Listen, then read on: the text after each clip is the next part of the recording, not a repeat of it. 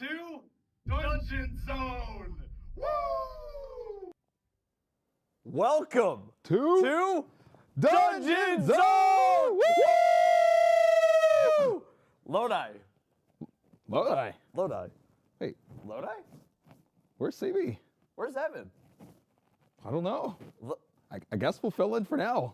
I guess we... Welcome, ladies and gentlemen. Welcome, everybody. I think I was brought here by... Well, it would have been 3, but...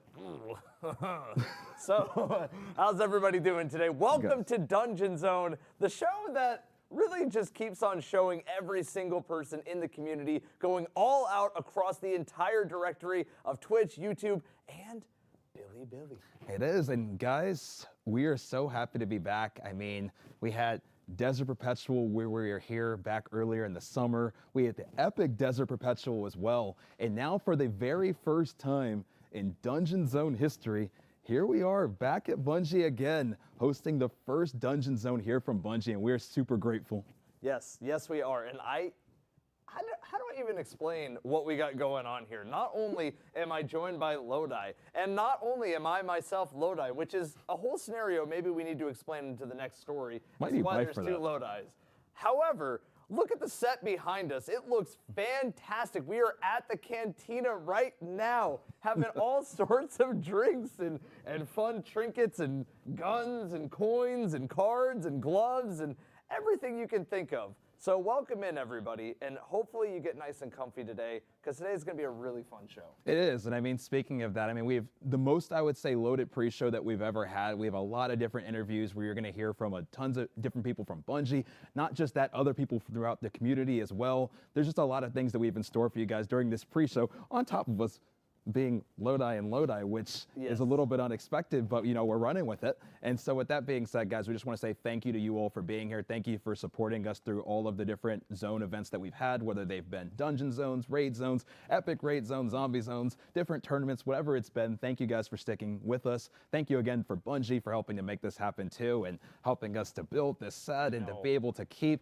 iterating on our different events and really just getting to bring the show that you're going to be seeing today. And it's crazy to think about for CB and Evan. For Lodi's, it's not crazy to think about. This is our first show entirely here. But for CB and Evan to have gone from in their rooms, in their offices, to all the way here and getting this opportunity, is I'm sure that they are incredibly grateful. I mean, I know these Lodi's are incredibly grateful as it is. So thank you again, everybody in the community across the board, for giving us a platform and letting us kind of do a fun show, and hopefully we go all out for you guys today. Right, and the big thing about that is too, with you guys continuing to support us and with us being able to continue to iterate on every single different event, we have a lot of new things about this event that aren't going to be like the dungeon zones and raid zones of the past. There's some really big tweaks we've made. What are some of those things?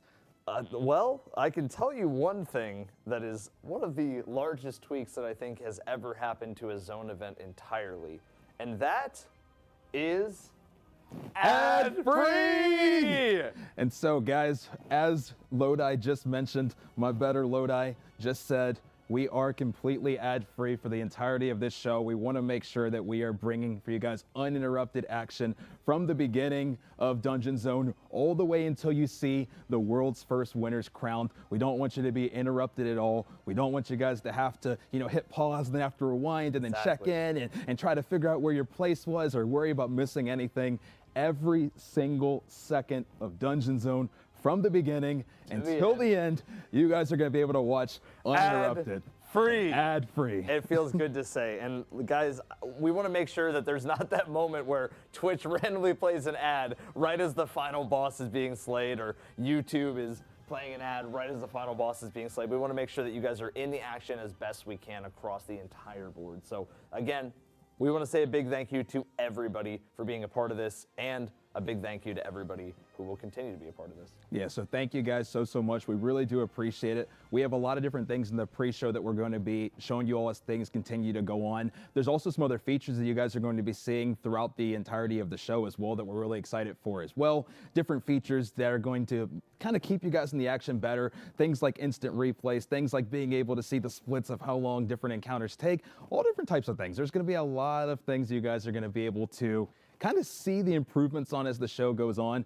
As Lodi was mentioning earlier too, we're continuing with our reach on the Bilibili side as well. A bunch of amazing people on the Bilibili side that we're going to be tracking. One of those names being ZCP, just to spoil it early, but there is going to be a lot of different racers we're going to be tracking from all across the globe, and we're really, really excited. And it's really cool to see that as dungeons and raid zones have evolved, we're seeing more and more just entire world representation. Every single country has a spotlight, and we've done our best to make sure that we have representation across the entire world.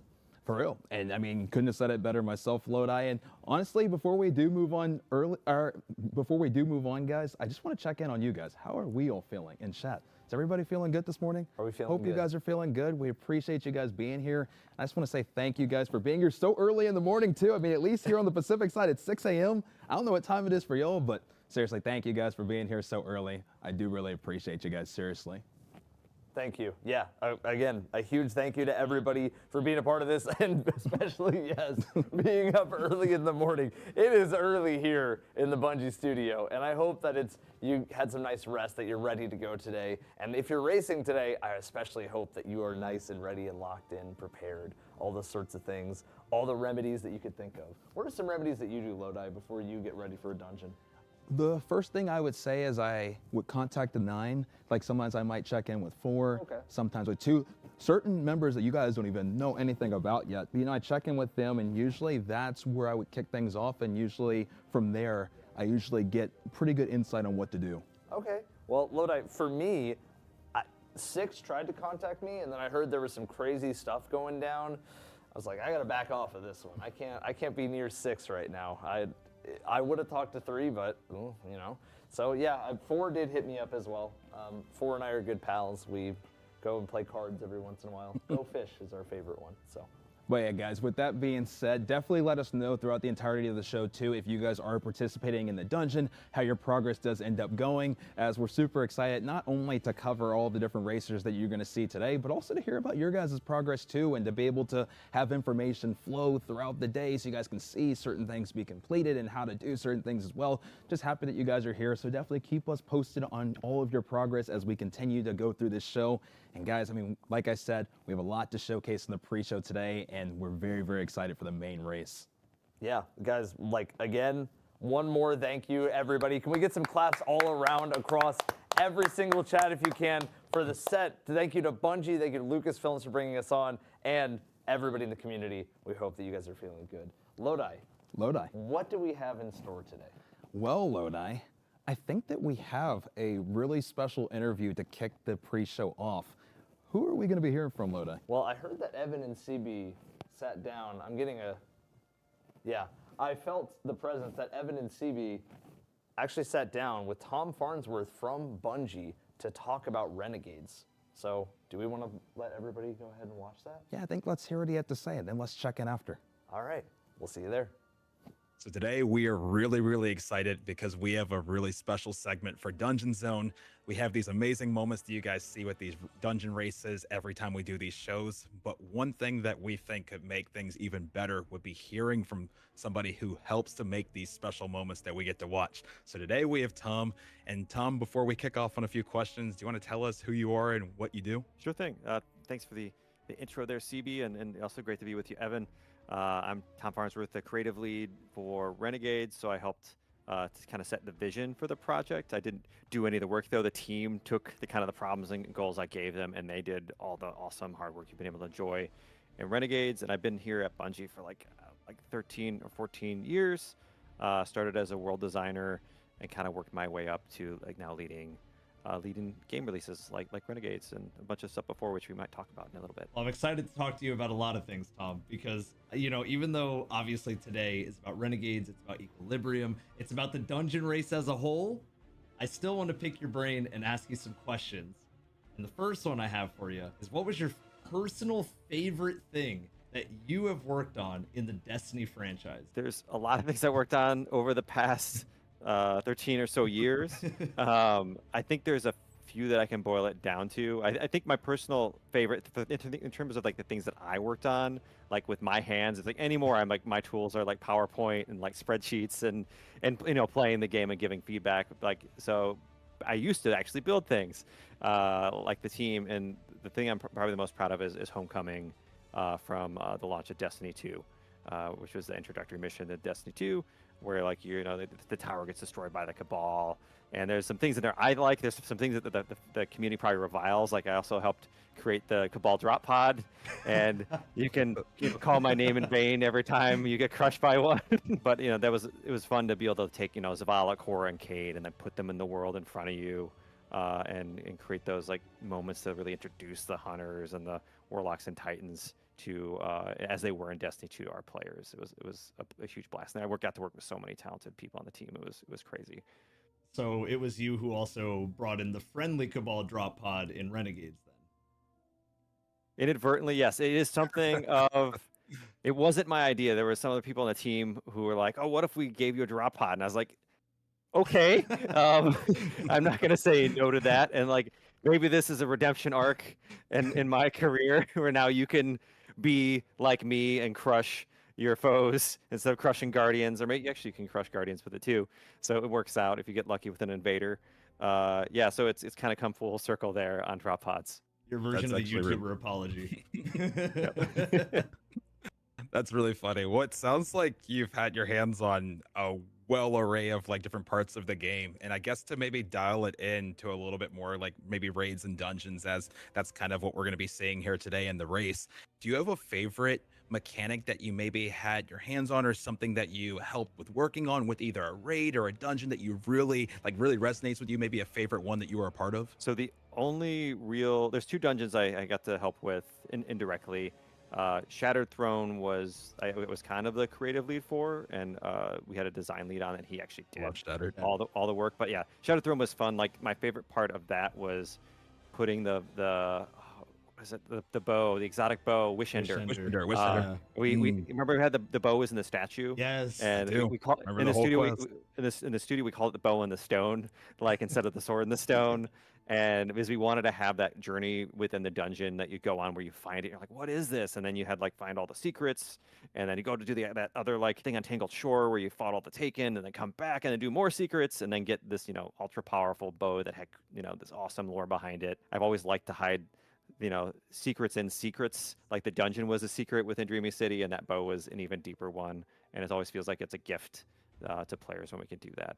Yeah, funny enough, that introduction of how we found that dungeon is my favorite way we've ever launched into a dungeon, like so portal cool. Randomly spawning, and so next thing you know, you're in the dungeon on a cursed week, and just all of that. The secret wise, you guys nailed that. So it's really cool to hear. Well, it was so much fun working on Dreamy City too. That was like, I learned a lot that release. And I mean, I gotta say, like, from somebody that covers so many community stories, the community hunt for Shattered Throne and seeing question mark, like, there's no better feeling as a player than just seeing question marks as you're interacting with something, or you see an enemy with, like, question marks have some power in games, and especially in Destiny.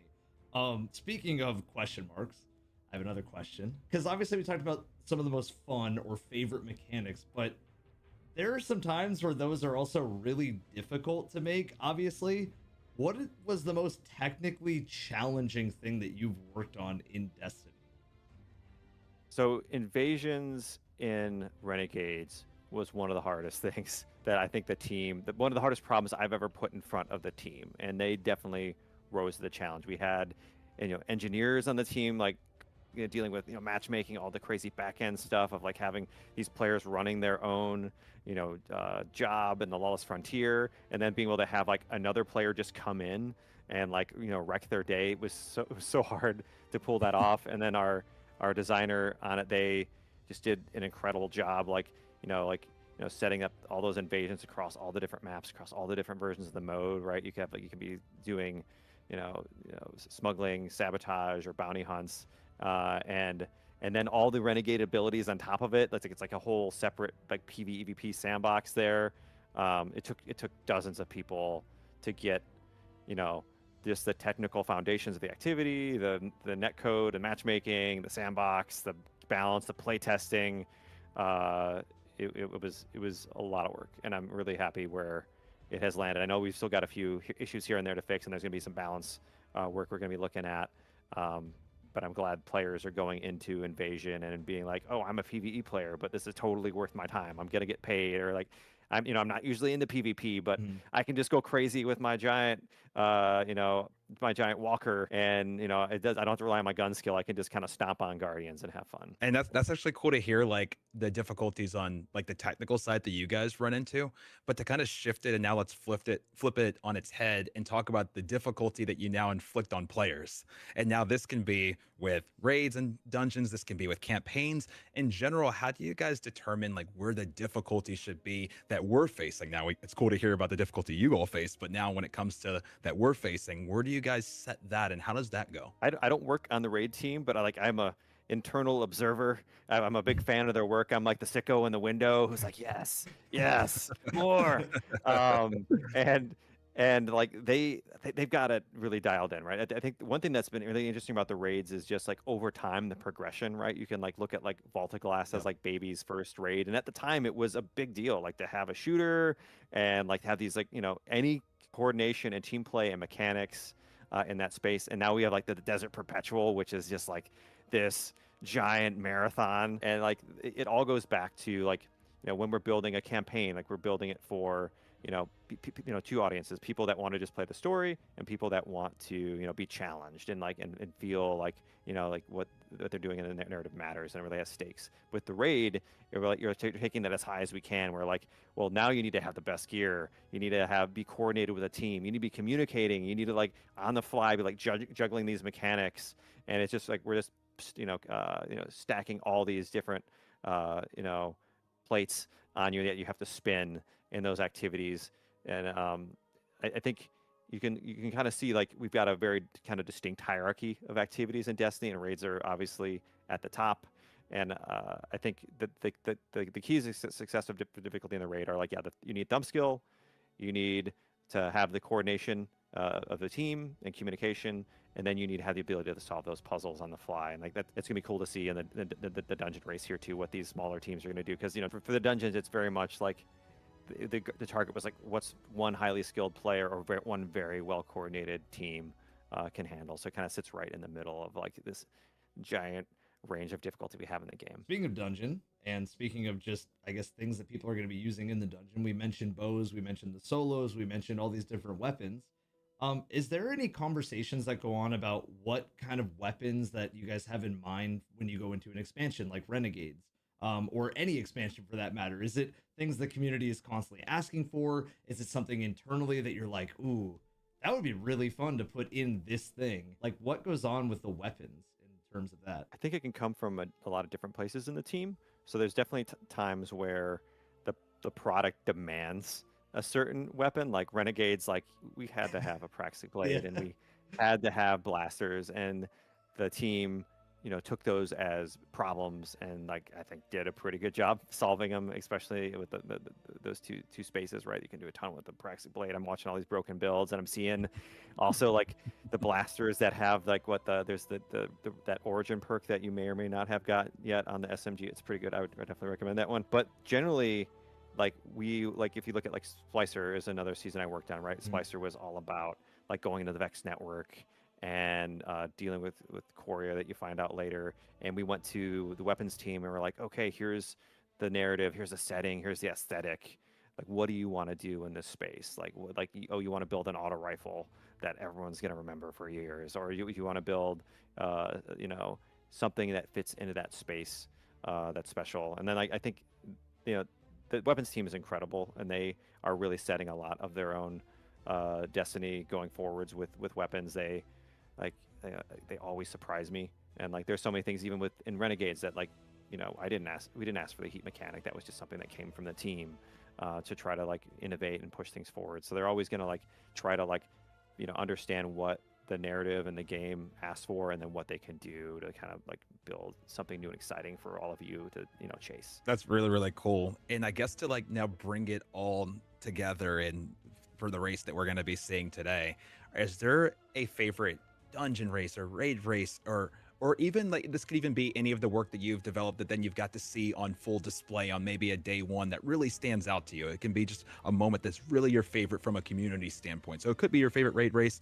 It could be maybe something you worked on that you got to see everybody experience. I think for raids, like I definitely was like from home, I'm spoiled because I get to like jump in the team chat or go to the studio and watch in the theater, and like watching Desert Perpetual was like a new experience just because like the team was just locked in, like just like everyone else, like it was like we're Perpetual we were treadmill. Yeah. we We'll were never in there forget with the it. perpetual raid, like it wasn't we were locked in with it, and that was a lot of fun. I remember like passing out like at like 1 in the morning and waking up and like, no, it's still going. And that was its own experience, and I hadn't seen them go that far. And in the past, I remember like sitting down for like seeing orcs die in the studio was crazy, like just floating off into the space towards Saturn. And for my own work, I had an opportunity when I worked on the Homecoming for the Destiny 2 reveal, and I was in the audience in LA in the theater watching Luke present and walk on stage and then introduce Homecoming, and while everyone in the audience was cheering. So that was like a total like bucket list check mark for my career. Don't need to like, I don't think I'll top this again in my life. So like I definitely am really thankful for the opportunities here, and like it's great working with the super talented people here at Bungie. Like, and I'm excited to see what's going to happen today's or this week's dungeon race. And also like I know all the secrets. I've had a chance to play it. I won't spoil anything, but it's gonna be fun. Hey, it's gonna be fun. You heard that, right, guys? That's spoilers. All right. Okay. Well, thank you so much, Tom. We really appreciate your time today. And anything else that you wanted to add today? No, I just want to thank you both, CB and Evan. I've followed you both online, and I'm watching. I'm out there right now. Like I know some of us are in the chat. Like if you see Allison around or others, like we're listening. Keep the feedback coming. And I'll see you online. I'll be trying to invade you all the next few weeks, whether I succeed or not. But yeah, thank you so much for having me, and I'm looking forward to a good race. Likewise. Thank you for coming on. Thank you so much for taking the time, and Yeah. we're looking forward to seeing the race. And right there, that was Tom Farnsworth from Bungie working on Renegades, talking about some secrets like how he built the Cabal drop pod. Which I may have died to a few times. Might have taken me out. But seriously, thank you to him for taking the time to come on for the pre-show and to add insight on some of the things he's worked on all the way since the beginning of Destiny 2. It's really cool to hear about his history and everything that he's worked on. So we really appreciate you. Thank you so much for coming on. Yeah, thank you, Tom, again. And everybody, we hope if you're just now joining us that it's not too early in the morning for you, that you're feeling good, you're feeling nice, you're feeling dapper. I know these Lodi's are feeling nice and dapper right now, so. I mean, every single time it's either, Dungeon Day, Raid Day, Epic Raid Day, whatever it is, these are like the Destiny Christmas moments, right? We got almost, 2.5 hours before the race goes live. And I mean, I'm so excited. So thank you guys for joining us on this pre-show. Absolutely. And CB, wait, where is CB? I still haven't seen CB. Wait, I got like a weird vision for a second. I haven't seen him. I was wondering if he was going to be here. It is his and Evan's show, but I haven't seen either of them yet. So I got like a message from 4 that said that CB and Evan might be on their way at some point, but keep me it posted. must have filled my brain. But Lodi, I do, speaking of the dungeon, just want to kind of pick your brain and maybe figure out some secrets, some features, some twists, some turns, some surprises along the way. And I want to know how you're feeling about the dungeon and what do you think it'll feature? I mean, that's really the interesting question. And we are going to open this up to you all as well, because this is very similar to how the conversation, if you were here for the raid zone when it came to Desert Perpetual, I was asking, well, now that we're in the Fate Saga, what do raids look like when it comes to a new saga of Destiny? And so Desert Perpetual in a lot of ways did break the mold of what we originally were expecting when it came to raids. And I think that's why, in terms of the race, especially people are always going to look at that race very fondly. But with that being said, what does a dungeon look like when it comes to the Fate Saga now? Like, what does that look like? Is it going to be different? Are we going to get kind of the same maybe template of what we kind of gotten slightly accustomed to in the past, or maybe we might get a curveball thrown, something like, think about Warlord's Ruin, where the second you walk in, there's already a boss waiting for you almost. Right. Like, what does a Fate Saga dungeon look like? What do you guys want to see? Yeah, from what the would, dungeon? I guess what CB would always say, what would break the mold? That's a good question. What would break the change? mold? What would shift dungeons to make them in a way that you'd be like, wow, like, I mean, I was like, just I would love to hear from everybody and see what. Yeah, everybody across every single chat, what would break the mold for you? What do you think the dungeon will feature that will really say, hey, look, this is a Fate Saga dungeon. Equilibrium is coming out swinging. And, you know, Equilibrium is, at the end of the day, a balance of light and dark. Right. So what does that look like? Which is, it feels like very Destiny already in the name. So good name choice, at least. No bosses, says Mitch. No bosses. Just all puzzles, no bosses. That would definitely. Verity 3.0, which I don't know where Verity 2.0 even came when in. did we get to? When did Verity 2 come out? Taniks, all right, we love to see some Taniks. I'm seeing Light Guardian versus Dark Guardian craziness. That could be something crazy. Now Lodi, that would be very cool, Lodi. That would be very, very cool. I want to see something mysterious, like Metroid. You're walking along, you have to find your way, and then bam, a boss fight. Take this dungeon to Chicago via time travel. Oh.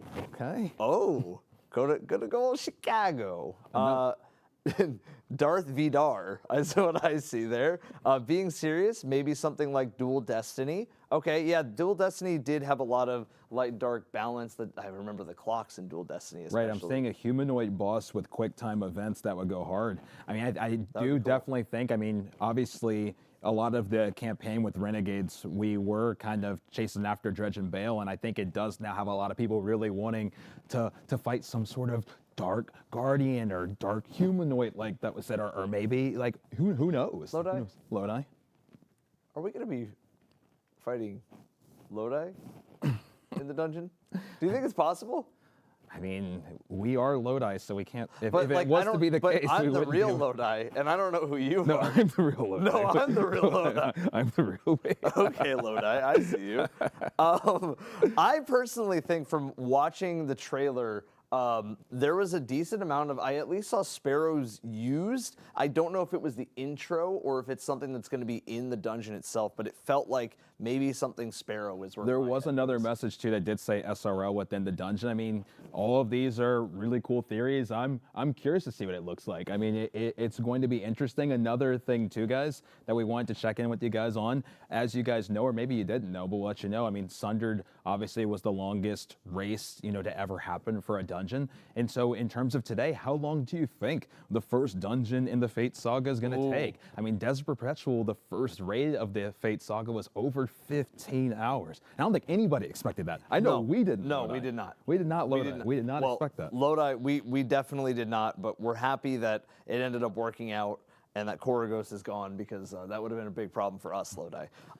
I can say this also, on top of how long we think the world's first will take, who do you think will win? That's another one, right? Because it's like, it's kind of a two-parter, right? Like, I'm seeing a lot of 5, 6, 5, 7. 6, Another 7. 5. 6 hours, 23 minutes. I'm seeing 67 minutes. 10 hours tops. 10 hours. I think we can start with the range based on the history of contests, right? Okay. We can kind of start with a good range here. And in my opinion, based off of the range, because obviously let's talk about Vesper's Host for a moment, our first contest clear. Vesper's Host took 4 hours and 22 minutes. Yep. So if we go there and then we go to Sundered, and Sundered was a puzzly dungeon, if you remember it correctly, Lodi. Sundered was 5 hours and 17 minutes. Yes. So do we think we're going over or under that? I mean, the big thing is if you look in the direction that we're trending, it would make you think that maybe, I mean, the first one was in the range of 4 hours and some change, and the second one was 5 hours and some change. So maybe 6 hours and some change might make sense. But if I was to give you a range, though, and I mean, I'm seeing a lot of answers in chat, my range would probably be somewhere between, I would say, probably like, and this is too big of a range, but I would say 4 to 8 hours would be the range of what I'd be like, okay, I think that makes sense. Yeah. I would love to get surprised and see the first 8 hour plus dungeon, though. I'm not gonna lie. That would be that would be crazy. And I think that would set a precedent that dungeons are even stronger than we even thought in terms of the length of time. Right, and I mean, just to talk about the length just for one more second before we do shift gears, I mean, some of these dungeons that, once again, I keep expecting since we're on Dungeon Zone that Evan would be here, but you're still not here.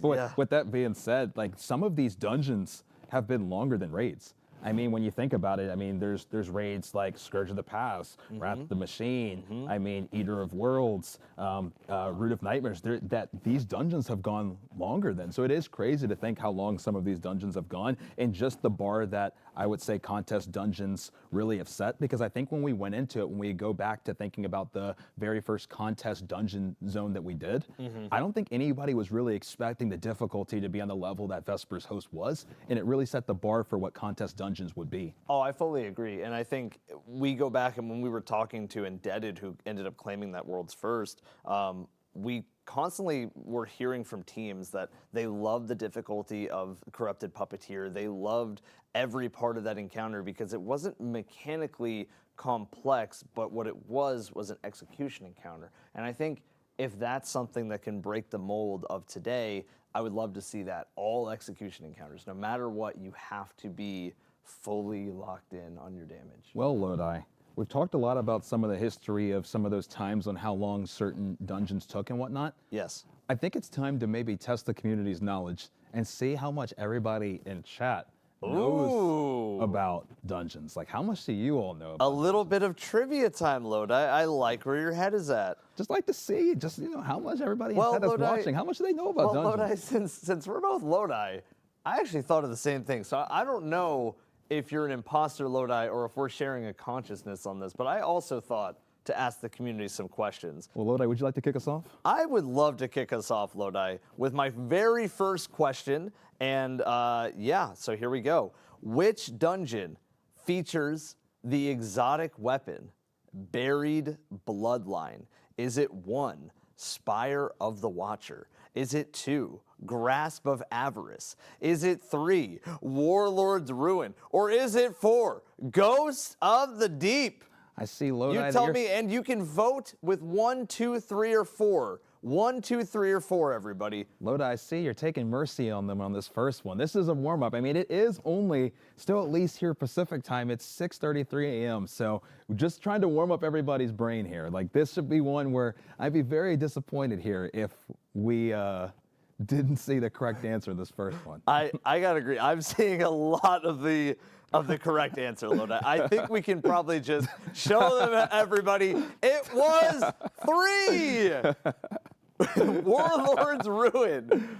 There it is, with Warlord's Ruin in the background, Buried Bloodline sitting there. An exotic weapon that was a random drop, but had a very long catalyst quest. Very, very long. Lodi, I feel like you definitely took mercy on them in this first one, and I'm also gonna once again kind of warm your guys' brains up. These first 2 questions, just to make sure you guys are awake, you know, rub the sleep out of your eyes, you know, and then we'll really get into some of these questions. But my Lodi here on my left brought up a dungeon exotic and Buried Bloodline. So let's talk about dungeon exotics for a second, because there's been so many different ones, whether it's from the beginning, from Wishender, now all the way, you know, here we are. And I mean, we're about to get a new one today, which is insane, right? I mean, we've had so many dungeon exotics over the course of the years of the dungeons like history.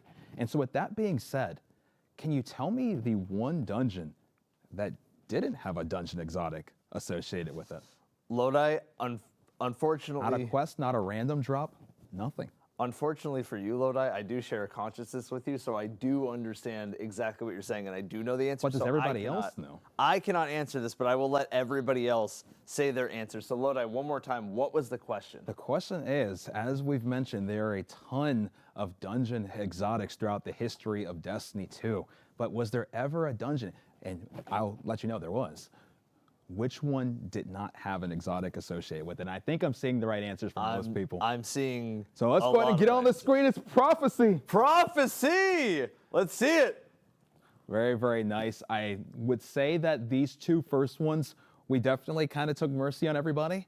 We wanted to just have everybody kind of just warm up, just get you guys warm. And then we'll kind of dig into a little bit, I would say, more difficult questions as we kind of dive through. But good job, guys. As you guys know, or maybe if you didn't know, Prophecy did come out in Season of Arrivals. And when it did, there was no dungeon exotic associated with it. And maybe before my other Lodi asks the next question, let me know what exotic you would have liked to see in Prophecy. I think Ruinous Effigy could have been cool. I think Witherhort could have been cool. I think there would have been a ton of exotics that really could have fit that theme for Prophecy. With that being said, no dungeon exotic for Prophecy. No dungeon exotic for Prophecy, Lodi. And it always stumps me to think about that Ruinous Effigy did get used as a catalyst hunt through Prophecy. Prophecy was kind of another place where you could shoot the eyes and get your catalyst. So it was really cool that Ruinous was at least involved in the dungeon, but it was not the dungeon drop, which would definitely trick up some people. So I have another question, Lodi. And my question also has to do with some secrets like Prophecy in general. And actually, Prophecy is one of the options that I had on mine. And my question is, which dungeon was a secret to even unlock? Is it 1, Pit of Heresy? Is it 2, Shattered Throne? Is it 3, Prophecy? Or is it 4, Vesper's Host? Which one? And remember, type in the numbers and see your answers. All right. Well, Lodi, my questions did not get harder. Lodi, this Lodi is not making these questions hard enough, clearly. We have too many people that know that the answer was number 2, Shattered Throne. And look at that portal. Shattered Throne was unlocked on Curse Week after Last Wish was cleared. And it was a giant secret portal. And if you paid attention, we just talked to Tom about the question marks, and that excitement that comes with that. So if you're paying attention to the interview, congratulations, you already knew the answer from that. It is Shattered Throne, and what a feeling this was. Right, still in my opinion, the coolest way in the history of all dungeons that a dungeon was ever introduced. And I think that it really added to the evolving world feel of the Dreaming City to just be able to randomly stumble upon a portal on a certain week that then takes you into a different area that leads you into a dungeon. What a really cool just way of introducing us to dungeons in general. To a whole new activity that we had never seen before in Destiny. Isn't that amazing? It is, and with that being said, I'm gonna go ahead and get you guys ready with my next question. So we've talked a little bit about dungeon exotics. We've talked a little bit about how they've been introduced. But now let's get back to the topic at hand of today, which you guys are here for the dungeon race. And so let's talk about dungeon races for a quick second here. And I'm curious on if you guys are going to be able to get this. With that being said, and keep in mind, I want to preface this, pre-contest eras. This means no Vesper's Host, and this means no Sundered Doctrine, and obviously no Equilibrium, because that hasn't happened yet. But that being said, what was the longest dungeon race pre-contest era? Was it 1, Warlord's Ruin, 2, Pit of Heresy, 3, Ghost of the Deep, or 4, Grasp of Avarice? That is the question. The longest dungeon race pre-contest era. Pre-contest, the Seeing longest. some 3s with Ghost of the Deep. I'm seeing a lot of 3s. Lot of overwhelming 3. An overwhelming 3. But well, unfortunately, just like the fate of what happened to 3, everybody else is completely dead if their lives were on the line to answer this question, because the answer is Pit of Heresy. Pit of Heresy at 1 hour and 5 minutes. Look, we're supposed to save those jokes for once the stream is over and we're just in the Holy canteen. cow, but it is interesting how many people don't realize that Pit of Heresy was actually the longest dungeon race of the pre-contest era. Guys, Ghost of the Deep was considerably shorter. Not just shorter, it was considerably shorter at 40 minutes and 55 seconds, and it was completed by Bagels, Substancer, and Ham. But as I mentioned, guys, Pit of Heresy was completed in 1 hour and 5 minutes by B. Jarder, AC, and Granger.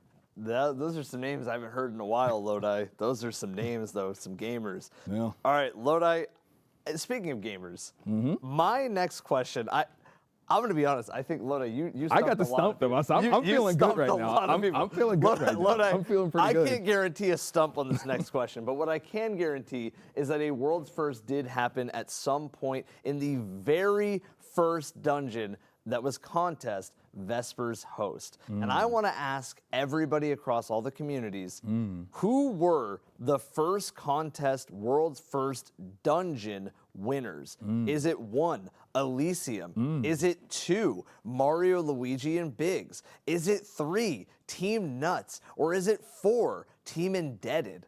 Who ended up winning the first ever world's first contest dungeon? I am seeing a lot of... I'm seeing some wrong answers. It's very split here. Lodi? Your chat is very... Lodi? I'm seeing a lot of right answers on my side. I'm seeing a lot of wrong answers. You might be. Wait, you're getting a lot of right answers on the Okay, YouTube that's what I said. I'm gonna your side on the Twitch side. Not looking great. It is not looking great. It's pretty split. It seems like it's pretty everybody split. heard us though, Lodi, and now they're changing their answers. They're erasing their answers and trying to scribble it down. Okay, well, the answer for everybody was Team Indebted. Look at that. Pine, Tides, and Special Hero. And the reason why I kept the second one up there is you see just the difference in World's First and World's Second. And that was because Corrupted Puppeteer, as we mentioned before, was an execution encounter. And we have something special for this clip in particular. We Logan. do.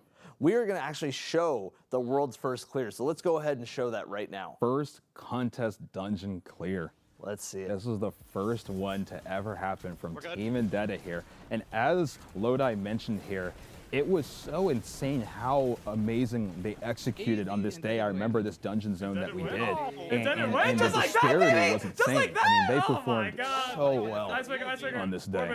It was absolutely insane. And I remember teams getting here and the health, it was like, how are they going to even do the damage? Was the big, you remember this? I do. It was a, how are they even going to do the damage here? And what do you know? Clan Indebted pulled it off for the very first World's First contest. Lodi, I'm feeling pretty good about stumping. It felt like I Twitch stumped. side. The Twitch side. You two held it I did down. half- You two held it down. It was for spam. Four is very much alive. Four is very alive. But with that being said, let's keep on the topic of dungeon races because I like where this is going so far. We talked about the longest dungeon race pre-contest era. We talked about the first champions for the very first contest race ever. And so now I'm really excited for this next question because the way that we asked the last one, now we're going to flip it on its head. So this time what I want to ask is what was the fastest dungeon race ever? Was it A, Shattered Throne? Was it B, or two, sorry guys, was it 1, Shattered Throne? Was it 2, Prophecy? Was it 3, Spire of the Watcher? Or was it 4, Duality? Ooh, that's a great One more time, 1, Shattered Throne, 2, Prophecy, 3, Spire of the Watcher, 4, Duality. And for Lodi, for the potential Lodis at home, ask that question again one more time. One more time, what was the fastest dungeon race ever? On the YouTube side, seeing a lot of 2s. And we see it on the Twitch side, seeing some 2s, some 1s, some 3s, and some 4s. I'm gonna be honest, everything is being spammed on the Twitch side. The question was Lodis out there. A lot of 2s on the YouTube side. The fastest dungeon race And ever. so it does seem like the overwhelming majority, at least on the YouTube side, are saying Prophecy. I'm seeing, like I said, very split on Twitch.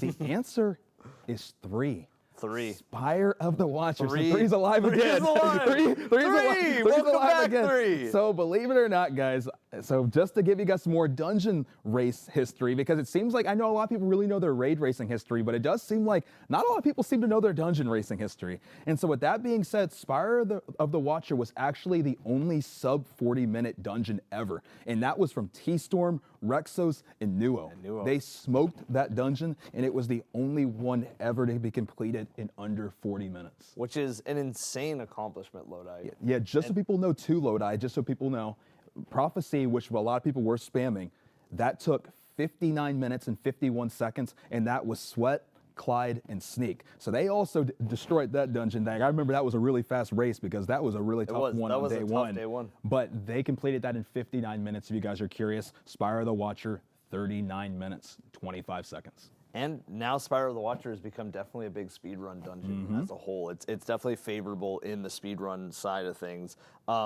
Speaking of Spire of the Watcher, Lodi, I had another question relating to Spire of the Watcher. Okay. And that is less so focused on the time of a world's first and more so focused on the time that you spend with a beloved character in the Destiny franchise.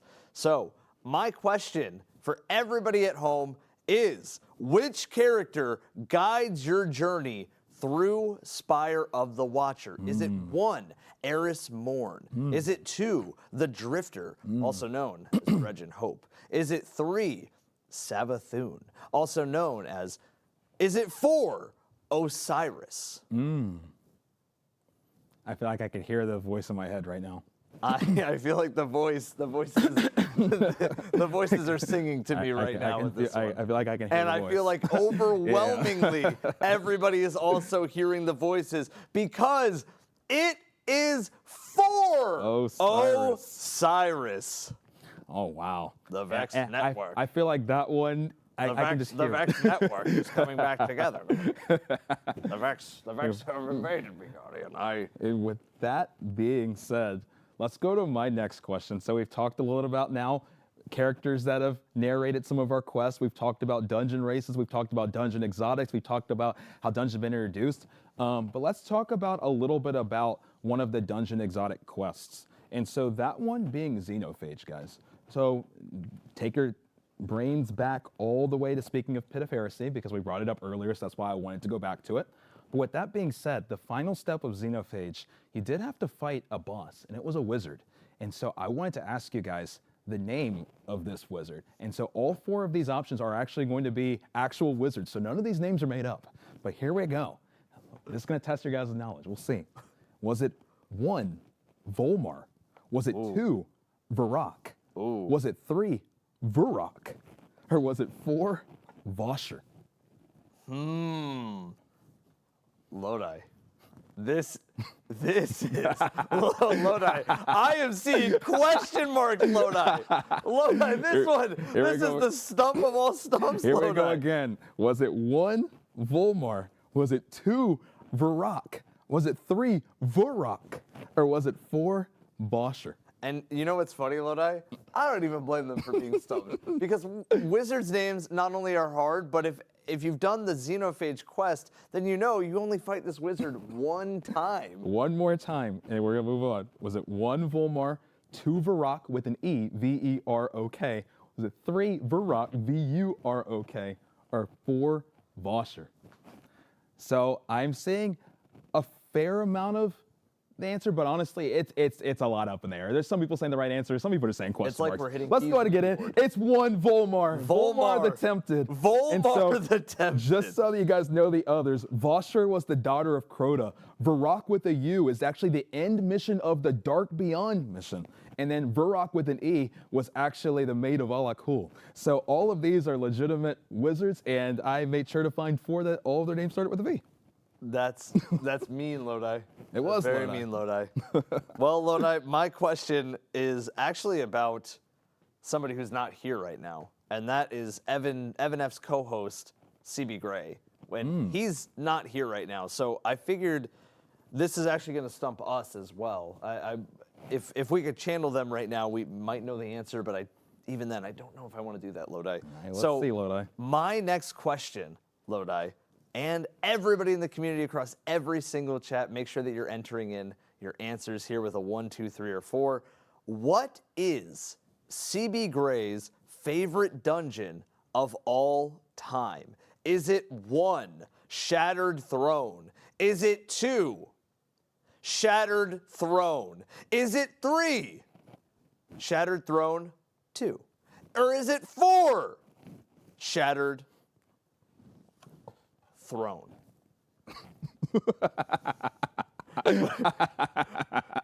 Which one? If I had to guess, Lodi, I would guess Shattered Throne 2. You think Shattered Throne 2? I think so, if I had to guess. If I had to guess.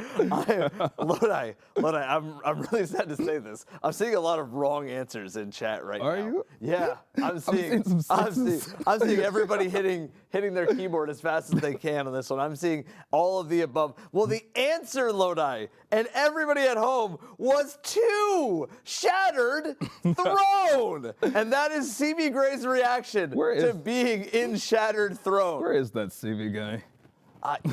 Maybe stuck in server traffic? I'm not sure Maybe where he's he is. playing Shattered Throne. Maybe, With yeah. that being said, guys, we have one final fun question to wrap things up. This one, not a multiple choice, just once again, just want to wrap up and test your guys' knowledge. Bonus question for the end, and then we're going to move on to our next segment because we got another segment that you guys are really going to like after this. With that being said, one final question here, guys. What was a boss in a Destiny 2 dungeon? Because we haven't really talked about any outside of the Xenophage boss, but I want to talk about some of the bosses that you actually will know now because clearly you didn't know Volmar. But with that being said, what boss in a Destiny 2 dungeon was first seen in Destiny 1. Ooh. In the Destiny 1 game. That's a Destiny 2 dungeon boss. A Destiny 2 dungeon boss that was in Destiny 1? Yeah. Let me see. A dungeon boss Last question. in Destiny 2 Last that was question. a boss in Destiny 1. Yeah, something that you just saw him in Destiny 1. You saw him in Destiny 1. Saw him in Destiny 1. In the Destiny 1 game. I'm seeing a lot of right answers in the Twitch chat. I am seeing a lot of right answers on the Twitch chat. I am not seeing much on the YouTube side, I'm not going to lie. So this is one that I think it did.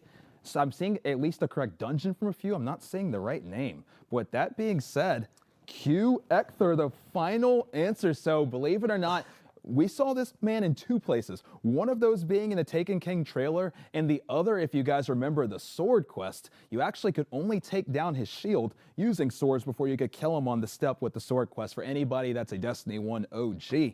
And so that is the final answer. Ekthar. Look at that sword too. That is a custom detailed I'm still sword. fresh off that from the D1 journey. But with that being said, guys, that does conclude our trivia for the day. Make sure to commit some of this to history, because next dungeon race will definitely be trying to trip you guys up again. Like we said, I mean, Evan and I, we love dungeons. We love being able to do this show. And there's a lot of really rich and cool dungeon history that we want you guys to be able to either learn or remember, to be able to, you know, go back and be like, oh yeah, I do remember that. Like, Yeah. And so that's the purpose of this. So we do hope you had fun. But with that being said, speaking of things that, you know, we want you to be able to remember and that we wanted to test you on, one of the things that we kind of left out was the narrative and the lore side. And that's because, Lodi, we might have somebody from the narrative side that we really want you guys to hear from. What do we have in store, Lodi? Lodi, first of all, Lodi, that was a great speech that you just gave. Thank you. Secondly, Lodi, I want to say we just sat down, actually, Evan and CB sat down for an interview with Allison Lures, the narrative director of Destiny 2, and asked some questions that you might be curious about. So Lodi, and so everybody in all the chats, let's go and take it down to Evan and CB and Allison. All right, so we are super excited to have this really special segment here on Dungeon Zone. Before we dive into it, though, do you want to tell us who you are, even though we know a lot of people know you? That's and okay. Just tell us what you do. My name is Allison Lures. I am the D2 narrative director. So my job is to help work with the team that creates all of the characters and stories and long-running sagas that we get to enjoy at Destiny 2. Okay, and so with that, let's just go ahead and dive right in. And so we know that today the dungeon is happening. And so the first thing we really want to just talk about is just talking about how the narrative gets formed when it comes to things like dungeons and other activities. Like, what's the process of intertwining those? Yeah, so what's really special about narrative is it's our job to interconnect with other disciplines as much as possible. We could go off into a room and just write the most beautiful story that you've ever experienced and then say, yay, I made it, it's done. But we need so many other disciplines in order to tell the stories that we want to tell. So what we do is we usually begin brainstorming with other creators inside of design and art and audio and all of our other disciplines really early on. Development for a dungeon even begins like before we start talking about what the actual like campaign is going to look like. Okay. So all of these things are kind of brainstormed at the very beginning as like, okay, what's our destination? What's the broad idea for this release? Like, what are the themes that we really want to build with? And from there, we start to figure out collectively what the destination is, like where we're going to go, what it's going to feel like, what are the themes that we're interested in. And from there, we assign a narrative designer to each activity, as well as to each dungeon or raid that we're going to be doing. And so that representative will pair up with their partner over on design and work really closely to create something in tandem so that we're creating a play experience that is also telling you a story at the same time. And the act of play should tell you the story. What you are doing informs what the story is and what you should be feeling. So yeah, it's a very collaborative experience. And going off of that, you said like play obviously wants to tell you the story. It's one of my favorite things in Dungeons and Raids is kind of that experience, that environment that's kind of always telling you there is that piece of lore that you want to look for. There's some voice lines that you want to go after. And I feel like Dungeons do something that and raids do something that is very different from a main narrative where it's like you're not in the cutscenes, you're living the cutscene. Yes, you are a part of that moment. So what really makes that decision? Like, what makes that distinction? Why in Dungeons and Raids is that kind of the driving force? Yeah, what you're describing is emergent narrative. So we have the kind of normal narrative that folks would think about when you have a story that is being told to you. There's characters who are talking and there's cinematics happening. Emergent narrative is special to games as a medium because it is the act of creating the story through play. Like the story that you and your friends tell each other about, holy shit, you wouldn't believe this one time I did this one thing and I died so epically. It was amazing. That's emergent narrative. That story that you're creating together through the act of play. What makes Raids and Dungeons really special is that they're built for this, like to emphasize that kind of storytelling. There's going to be some narrative framing so that there's like a creative conceit for here's why we're here, here's why we're doing what we're doing. But what makes it matter is the story that you create through the act of play. And yeah, it's really a special complement to the experience that you're going to get playing a campaign. Right. And so the cool thing about that too that I really love is, I mean, and I do think the narrative, it complements Dungeons and Raids and activities so well. Let's add Star Wars to it now. Absolutely, yeah. What was it like now, like having this additional layer? Like, did you guys have a lot of fun with adding that on top of the already, like, I know we already said Dungeons and Raids and activities add a complement on narrative. Yeah. Now we're adding this additional layer. Did you guys have fun with that? Oh my gosh, yes. It was like gasoline, right? Like getting a creative injection of something as potent as Star Wars. Of course, we're going to take it and run with it. As soon as we knew about this collaboration, and we found out about this collaboration around the same time that we were creating the Fate Saga overall. So we knew that this was going to be a part of the experience. We knew that we didn't want it to be like a bottle episode to the side. We didn't want it to be just like a one and done and okay, we can move past that and get back to the real story. No, we wanted this to be the actual experience. And so when we started that early brainstorming process, because everybody who works here knows Star Wars, it was really easy to get lots of ideas for what this could possibly be. And in choosing the setting for the dungeon, something that was prioritized is what is something that will be like absolutely, like unquestionably Star Wars. And choosing the theme that allowed us to kind of like put that on display and celebrate it was one of the priorities. And that was the same throughout all of our design for the campaign, for the dungeon. Finding these situations and verbs and ideas within Star Wars that are unquestionably from that world that we could bring into ours. Well, I know we just talked a lot about Star Wars, but Let's keep I have going. more of a specific question for you. Yeah. When it comes to dungeons, what is a story in a dungeon that's connected to you the most that we've had so far? My first dungeon that I got to work on was when we get to find orcs, and yeah, I started off with it was Ghost of the Deep, right?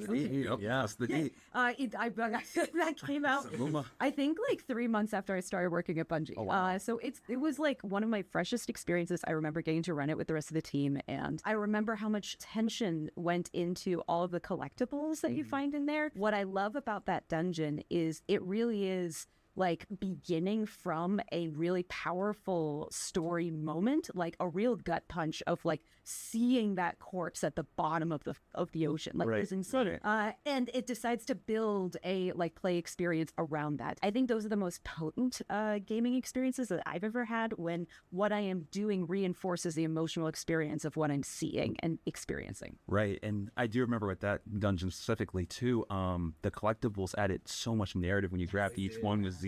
You guys did a really good job with it. To hear Zebu's voice and like this day, the energy that was going into that. We had so much fun casting her. Oh my gosh. No, she did amazing. Yes. And so I think to piggyback off of that, Yeah. it's really easy to just see the end result of a lot of narrative and see like, you know, the amazing like end state that it ends up in. Thank you. But let's talk about the challenges of getting to that end point. Yeah. Like, what are some of the challenges that the viewers and gamers don't think about when it comes to forming the narrative? Like, we see the end piece, but talk us through the challenges of getting there. Yeah, I think we can talk about the thing that makes gaming unique as a medium, which is we are not a medium that is run typically by auteurs. Like, there is not a single vision holder who decides what every part of the experience is going to look like. Right.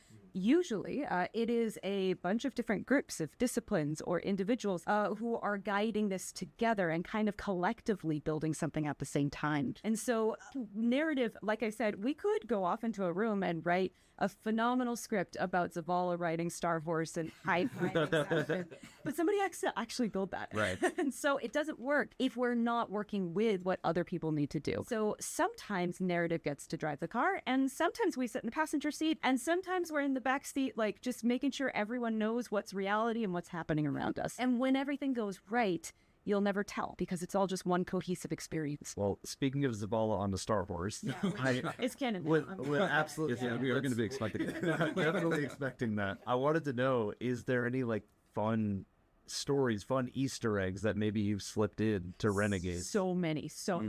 There's one I super duper can't talk about that you're just going to have to find on your own. There are a couple of lore tabs that are going to throw forward to stuff that happens in the future. There are a lot of conversations that just make me smile that are peppered throughout that if you're paying attention, you're going to have a great time. Yeah, everything else you're just going to have to find for yourself. There you go. I mean, you heard it first, so get to look at. Well, Allison, with like Renegades and with Star Wars in general, we were so excited to talk to you before the dungeon obviously kicks off because I think the narrative is just so important when it comes to this story, especially with just the crazy world that Star Wars is. Yeah. So we appreciate you taking the time and talking to us with just everything that you guys do. We really do appreciate it, and we're super excited to see the dungeon. Thank you, Allison. Thank you. I just like you guys do this. I love getting to hang out with you guys. So it's an absolute pleasure. Well, guys, we'll see you when the dungeon kicks off. See you guys soon. And we'll see Zavala on the Star Wars. Yes. I'm on it. I promise. So thank you again, Allison, for taking the time, for sitting down with us and just bringing all the insight that you always bring when it comes to the narrative side. We really appreciate it. And guys, I hope you enjoyed that segment. I always love getting to hear from her. Yeah, thank you again, Allison, again, for just taking the time, sitting down with us, answering our goofy questions. With CB and Evan. Lodi? Sorry, Lodi. Where are they? Still waiting for them to come. Still haven't gotten there Lodi, yet. I've channeled them, and I think Lodi that. Sorry, I had to go back to the eye for a second. Lodi, I'm pretty sure they're stuck in server traffic still. They're on their way. Well, while they're stuck in traffic, let's take a little bit of time to talk about some of the things you all are going to be able to get throughout the course of the day today, guys, because we really do appreciate you guys hanging here. It does mean the world to us. And we want to talk about some of the things that you all will be getting for hanging out, some of the things that the racers can get potentially if they end up winning, for completing the dungeon in general. Let's just get into it and talk about some of those things, starting off with the drop emblem that you guys are going to be able to get for hanging out here, being the Paranoia Pink. And so, Lodi, how are you going to get this? Lodi, you will get this for watching Evan F's channel for 1 hour. And also on the CB Gray channel, you will get this as a giveaway code. Yes, so these will continue to be dropping through just to people that are just hanging out and chatting. So there's no requirements or anything like that. People just hanging out are going to be getting codes. Things are going to be super chill. And on top of this too, we are going to be giving some Renegades codes as well. So you just hanging out, just be chatting, and those will kind of just drop through the entirety of the day. But that being said, I think we also have an emblem for clearing the contest dungeon as well. And let's go ahead and see that emblem, the contest emblem. Look at that. This is called Dredgen's Descent. That thing is a looker. What do you guys think of that? So this is going to be what you get for completing the contest dungeon within the 48 hours. That looks absolutely tremendous, Lodi, and I'm very, very excited. Yes, so again, reminders one more time for everybody who may not have heard what we said. For 1 hour for watching Evan F 1997 channel, all day through the CB Gray YouTube side of the live stream, be giving away codes, and we're also going to be giving away game codes on top of that. So, yeah. Well, yep, so you heard it first from Lodi, so make sure to be hanging out for the main drop emblem. That's the Paranoia Pink. Make sure if you complete contests within the next 48 hours, you'll get the Dredgen's Descent. But you know, Lodi, I have a question. And yes. we've seen a lot of different raid races, right? Yes, I mean, even just to take it back to things like Desert Perpetual or things like Salvation's Edge. And we've seen teams like Team Nuts or Parabellum or even Elysium with the Epic raid race where they get a raid belt. But my question to you, Lodi. Yes, Lodi. Is what do you get for winning a dungeon? Well, I'm very happy that you brought that up, Lodi. Really? Because this Lodi, actually happens to have the world's first trophy with me right now. Do you want to see it, Lodi? Really? Does everybody want to see the world's first trophy and what it looks like? Did you not tell me this, Lodi? Lodi, I didn't want to ruin the surprise. Did you like block half your brain? How did I not know about Lodi, this? Six and I had to have a conversation for that to happen, but okay. Lodi, got me on the edge of my seat even though I'm not sitting. All right, Lodi. Look at this trophy, Lodi. Wait. Look, it's the Equilibrium Trophy, Wait. world's first. Wait, Lodi.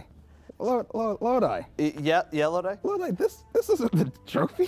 What do you mean, Lodi? It says world's first. Lodi. And it's the Equilibrium Trophy. Lodi, this is. Lodi, what else? Lodi, this is not the trophy. Wait, Lodi. but Six said that this was the trophy. Lodi, Six lied to you. This is not the trophy. Maybe I should. This is not the trophy. Get that thing out of here. All right. That is not the trophy, Well- Lodi. That is.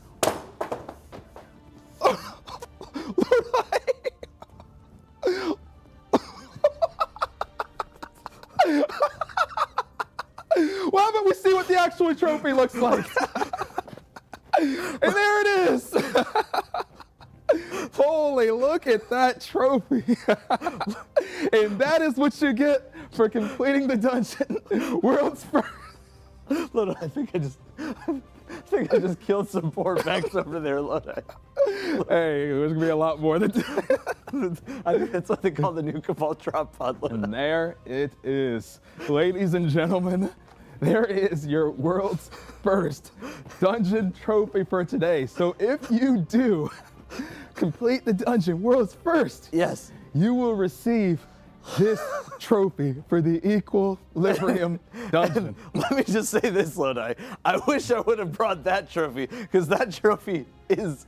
It's insane. Not saying. Lodi, no, that trophy was bad. Lodi, this trophy. And it's worse now. That trophy's worse. Lodi, it's gone. That thing's gone. Lodi, it's. Y'all don't want to see that. You want to see the trophy. But with that being said, Lodi, I think even if you don't win the world's first race, I think just like, we got to get all, like, I love, one of the perks about being Lodi, or Lodi being Lodi, is that we get to get in these really cool get-ups, right? But also, if you do complete the contest dungeon, you will be able to earn a nice fit as well with the jacket. So let's take a look at the jacket. So there you go. Ooh, Lodi. Looking good, Lodi. Maybe next time that might be what we show up in. I'm a big fan of. Yeah, maybe Lodi. We'll talk, Lodi. We'll Hey, talk. don't throw that. Well, Please, no more throwing things. To be please. honest, if I did throw that, it probably would. No more, no more throwing things. Okay, Lodi, we're done. We're done throwing Oh, things man. around here. Well, with that being said, so that is the jacket you can earn for completing the contest dungeon. Then when you link your Bungie account, you'll be able to get all of that set up and you'll be able to earn that. So with that being said, let's take a look at the trophy from last year. Yeah, Why let's don't go we? ahead and see. Or That earlier is this the year, I should say. Sunder Doctrine Yeah. world's first trophy, and look at how nice that looks, Lodi. Kind of wish I ordered that one instead. And so with that being said, that is what Mario, Luigi, and Biggs were able to earn for completing Sunder Doctrine world's first, the longest contest dungeon race as we have so far. And so with that being said, guys, we want to show you guys also the completion from the last dungeon zone that we did do and show you guys what that completion looked like. So let's take a look real quick. That's okay, just run off to the left, run to the left. And look at this. You can see the meta is slightly different. Lodi. It is. And we are seeing. Oh, and I love all the pop-offs. Here we go. Who's leader? Is it Mario, Big still? Luigi, No, it's me. It's me. and It's you, Luigi. Biggs. It's you, Luigi. It's Luigi. It's Chest and orbit, Luigi. chest and orbit, chest and orbit. Orbit. If you can look at a chart of how much Orbit gets said at the end of a raid or a dungeon after a world's first happens, Orbit has to be the number one word. Yeah, I would say so for sure. Orbit's got to be number one.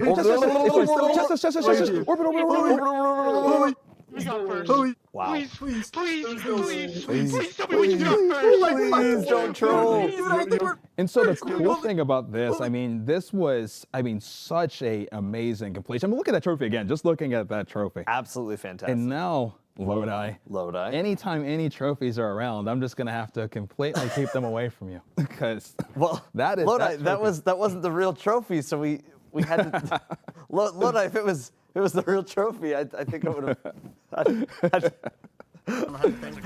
Anyway, we'll say it one more time. We'll say for it you one guys. more time. Because why not? Because it's the last one. Yeah, so let's we go ahead and definitely- play it one more time. One more time, just so you guys can see Mario, Luigi, and Biggs crossing the finish line. First in the world, Sunder Doctrine. Let's hear those orbits one more Let's hear time. those orbits. Yes, Let's who's count. leader? Is it Big still? Who's Are you ready? No, it's me. It's me. I'm ready. It's you, Luigi. It's you, All right. Luigi. Chest and orbit, chest and No, orbit, chest 1, and 2, orbit. 3, 4, 5, 6, 7, 8, 9, 10, 11, I still feel like you I missed feel like 2 I'm or on 3. that was at least 20 orbits. God. At least 20 orbits. Holy. There's no Well, way, dude. Holy. with that said, Holy. Please, Please. please, There's no please, please tell me we just got Oh first. my God. we there it is. And listen, it's fine. It's off somewhere in the It's abyss. off somewhere in the cantina, somewhere.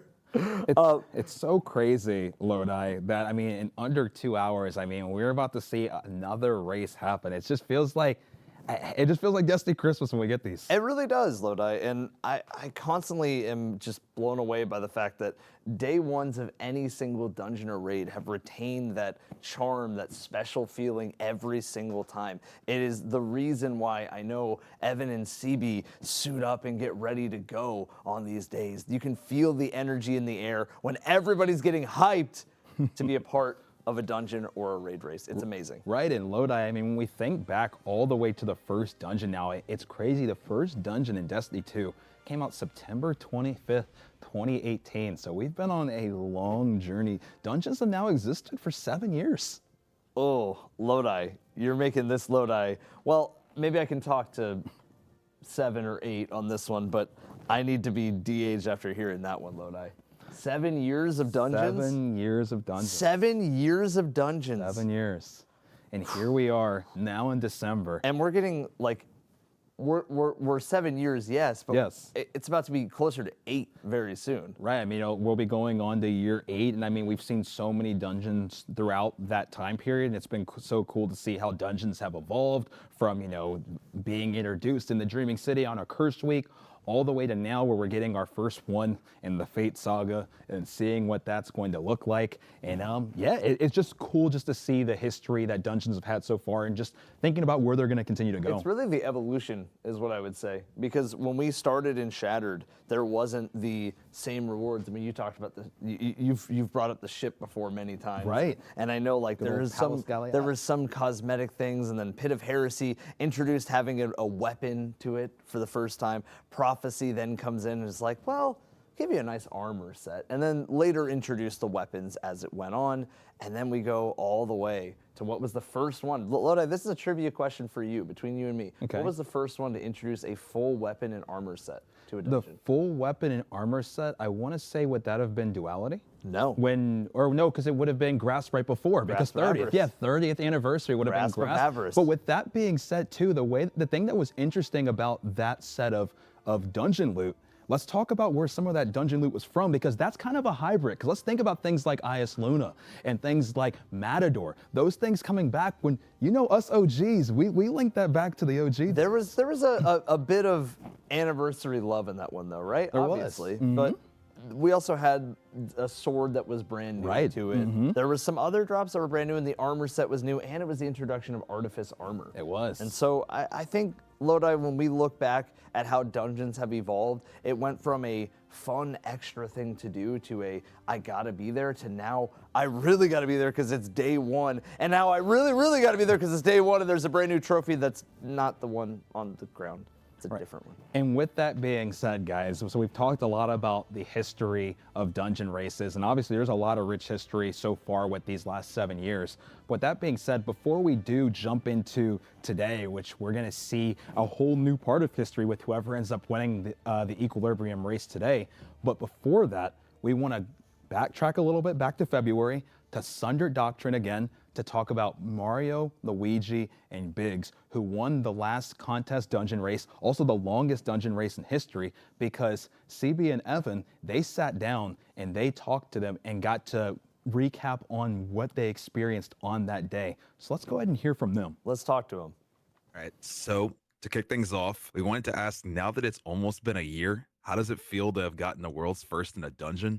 And does it now change the approach of how you take day ones? It definitely is very exciting to win a world's first, no matter like the stakes, whether it's a dungeon or a raid, because there's always a contest mode behind it, and there's always like a winning team and a trophy behind it. That isn't to say that like previous world's first winners from dungeons without a contest mode doesn't matter as much as these. Every World's First still matters, but I feel like these ones are a bit more special because Bungie actually has a sentiment behind it to give out a trophy to the winners. And I think after winning Worlds First with this team, with me, Luigi, and Biggs, I think now like we want to take things a bit more seriously, especially with how we picked up Biggs on like such a short notice with Sundered. Like this just proves that like, you know, we are each individually skilled on our own to just like pick up anybody and just like do really well with them. Again, like I think you all know the story of how like little like prep work there was going into like Sundered and how we like pretty much got together in such short notice, like Mario said. Part of the sentiment we had going into Sundered, or at least I did, is I wasn't expecting to win at all. I was just thinking, oh, like we'll get maybe like some top 10, top 20 placement, that'll be cool and all. And then we just ended up like winning. So I think the way we like treat prep maybe is a bit more serious now, and we actually want to like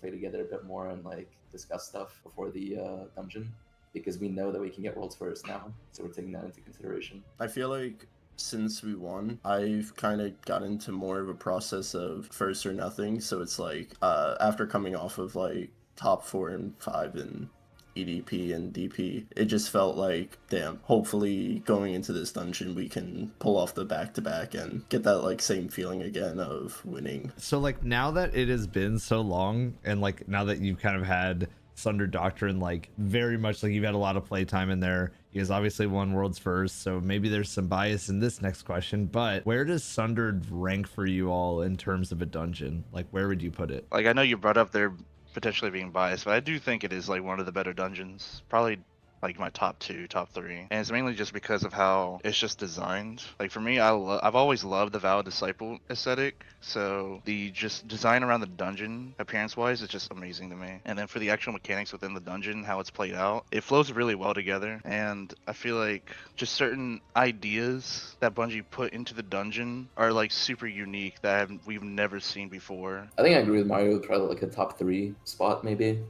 I honestly have like, I'm a bit more of like a LARPer, I guess you could say, when it comes to like liking dungeons, because I have some dungeons that are like really high on my like personal, like how much I like them, just because of like, I don't know, like the aesthetic or the music or something like that, not necessarily because of how they play. But I definitely do appreciate Sundered's mechanics, like Mario said. It is very cool to see the Vow symbols make a comeback, and I really do like the aesthetic and everything like that as well. So I'm pretty much in the same boat there. Yeah, I probably agree with them with it being like a top 3. I mean, I do think Sundered is a little better than some raids that we've gotten in the past, and I definitely think this dungeon was like very unique to its lore, the background, and kind of just connecting to the storyline a lot. No, that makes total sense. And like staying on the topic of Sundered, but now talking about it in the sense of how it relates to you guys, in terms of the race, was there any, and this can either be a favorite moment or a moment that still kind of stands out in terms of that race? Do you guys still remember and maybe look back fondly at, or something that maybe just stands out in general? I mean, I would say I have like 2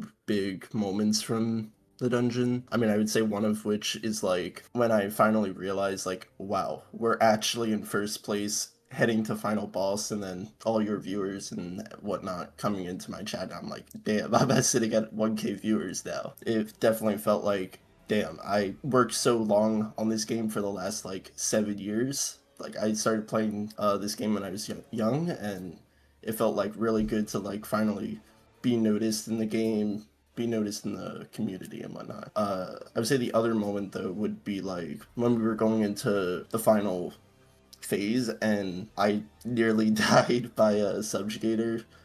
It was literally a split-second decision on swapping my class item, and if I didn't do that, I would have died and we would have possibly lost Worlds First. To be honest, I have like 2 to 3 moments that I can think of off the top of my head. I think one of them is like Biggs was saying, the moment we realized we were like in first. I think the way it happened for me, I don't know, well, correct me if I'm wrong, you guys, but I think it was me that originally like informed you guys. I don't know if Biggs was maybe looking at his view camp before, but it was like when we were like just getting to final boss and we were like trying to solve and stuff. It was like all going very slowly because we had no idea what was going on and stuff like that. And I like took a moment to tab out and like check Discord or something and look in like some of the scouting servers that we had. And I just saw people talking about about and like freaking out about how we were like so far in the lead ahead of everyone. I was like, what the hell? I kind of like informed my teams like, you guys don't freak out, but we're like in first right now. Lock in. That was such a good moment because like the thing that everybody really struggled with throughout the entire dungeon, everybody was saying that Zoetic was like the hard encounter. Like people were struggling to even hit 3 damage chases on him. And the fact that like we swept him in like almost less than an hour and we were just like, all right, cool, that was a pretty easy boss, let's move on. And people were like, dude, you just swept him, like you guys are in first place, keep going. Yeah, that was another thing as well. One of the, I guess, more like prideful moments of that day one is like how fast we like just annihilated Zoetic, because we just executed like so well once we knew the mechanics. I still think the best moment though is with the Eureka moment we had with the final boss when we figured out the mechanics. Yeah, seeing the shield drop below half. Yeah, it's so satisfying that like we had like a Verity almost in a dungeon, like a Verity like encounter in a dungeon where it's just a giant puzzle, and we were just the first people to figure that out. When I was watching that back, and when we were watching it on day one, like I just remember right when you guys like had the shield go down, it was like, oh, we gotta wipe and restart this immediately. And then it was like, okay, now this had to be the run. And you guys clutched up in like such a crazy way, because I think it was like right when the floodgates were opened and you guys clutched big time. Like it was a huge moment. Like that was my personal favorite, was just seeing how clutch you guys played down the stretch, like knowing that now everybody probably knows how to break the shield fully, and then you guys like were ending up able to claim that. So that was really cool. Yeah, we definitely opened the floodgates there, not anything muted, so we were racing against like a bunch of really capable teams for that. Nothing blurred, nothing muted, and so everybody just saw what we did. It's just a matter of who does it first. Everything was on display at that moment. When it comes to a dungeon versus a raid, obviously, you know, you guys are always doing solo stuff. I've seen you guys do a crazy amount of solo challenges. How do you practice for a dungeon race versus a raid race? Do you do solos? Do you work as a full team? Do you guys just play other games together? Like, how do you guys practice for a dungeon? I think the best way to practice for a dungeon is basically just the solo player mentality, because the way dungeons are designed, that Bungie always has these dungeons intentionally designed to be soloed, and even solo flawless, because that's just like the triumph in the game and just how it's supposed to be designed like after contest is over. Obviously with the contest going around, Bungie has it like, oh, you got to kill this boss in like 3 phases, or you got to do this encounter in like 5 minutes. But having that solo player mentality helps a lot, because there'll be a lot of moments where you're just be by yourself, because there's only 3 people in the fire team and you got to be able to handle your own. There's 2 different like avenues you could go down, I guess you could say, for like training or prep or whatever. And one is like the solo stuff, like Mario said, that's to train like your own like individual skill and like being able to hold your own and stuff in the dungeon. And then there's also like another thing you can do where you train your actual like team chemistry or like comms or whatever, stuff like that, by just doing stuff together. It doesn't even necessarily need to be playing Destiny together, like you said. It could just be doing anything, but anything where you're just doing stuff with each other is definitely helpful. At least personally for me, I feel like a lot of stuff that's really good for practice is like just casually doing like trio master raids, because it puts you into more of a harder environment than a dungeon, so you actually have to focus on completing mechanics a lot faster sometimes, like Caretaker for example. If you mess up on that, then you're going to be behind. Of course, master dungeons are also there on the side. On top of that, I want to add that what Luigi said, like team chemistry, you definitely don't want to like overdo it, kind of just like over prep for something that probably doesn't need to get over prepped. Because like an example for Sundered is that I made the call for us to do rockets on Kevin when literally everybody was just doing Queenbreaker. And the reason why I did call for rockets is because it's something that we are most comfortable with doing, and Queenbreaker being so new into the meta that we don't know if this is like a crit based boss or like a rocket based boss, because different bosses have different types of damage resistance that they take from different types of guns in the game. So rockets, we know we can get a comfortable 3-phase by using them, and so that's what we did. That makes total sense. And the next question's kind of going to be a piggyback off this, but first I just wanted to say that, like, I mean, I think there's so many things about your guys' worlds first in terms of like what it represented that was really, really cool. A couple of those things being that you guys got together on pretty short notice and still were able to, you know, succeed and win. The fact that, like you guys said earlier, you didn't have anything blurred or muted and you guys were able to succeed. And then lastly, that the second that you guys learned how the final boss worked, you executed and completed it on the first try. There's like so many cool things that I feel like your guys' run represented, and your group as in general in terms of just what you guys represent as a whole. And so what I want to ask is for people who are maybe not,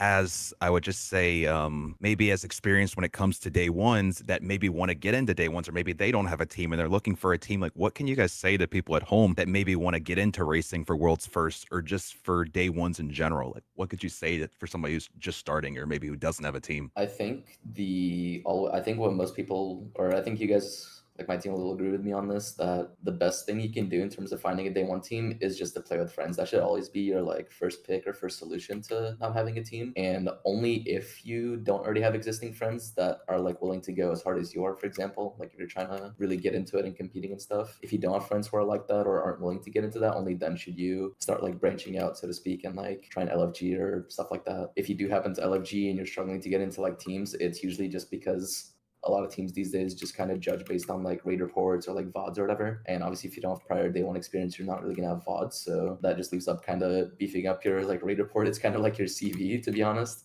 when it comes to this game. So you're just gonna want to do stuff like solo challenges or low man challenges in that case, most likely. Try and get on a team. But again, having existing friends that want to do stuff with you is the best option, and it's always a good thing to have. Most of it is pretty much what Luigi said. I do think a big part of getting on a team or making a team and whatnot is having like high mechanical skill or good problem solving. But when it comes to building a team, I would say the biggest thing is sticking it out with people sometimes based off my own experience. I literally made a team right after Crota, and some people that I played with at that time, they weren't like the skill level they are now, and it was just a matter of building that team, sticking with that team for a year, and yeah, we ended up doing really good later down the road. I think the biggest barrier to entry for day ones is just the mentality that people have. Because if people decide to get like an LFG team or even like their friend team together, they go in, they do poorly, they don't get the day one done, or not even like maybe like 4 encounters done, they get upset, and then they start blaming like, man, you guys suck, I didn't really mess up at all, like what are we doing? But like that just doesn't work at all, because every wipe, every mistake is a full team mistake. It's a full team wipe, no matter the circumstances. Because one thing that you learn, especially after doing so many solos, is that you'll pick up on quick decision-making skills, and you'll be able to multitask. And so you start to think and look back in your VOD and be like, okay, what can I do to help my teammate? Or can I take over their role and do my role at the same time? Or can I just switch roles with them somehow? I think a perfect example of this was whenever me and Luigi, we were on a Salvation's Edge team, and we were struggling on Herald, and I literally just ended up soloing left side, and we had 3 people in middle. Oh man, I remember because that. because we were struggling that hard because we just couldn't get the roles right. So I was very confident just being able to handle it myself, and then we had the people in middle just get their stuff done. I feel like my next question is a little bit more directed at one person. Biggs, question for you, buddy. Have you thought about becoming Donkey Kong just for the next dungeon? Just for the next one? You gotta make this guy Princess Peach or something.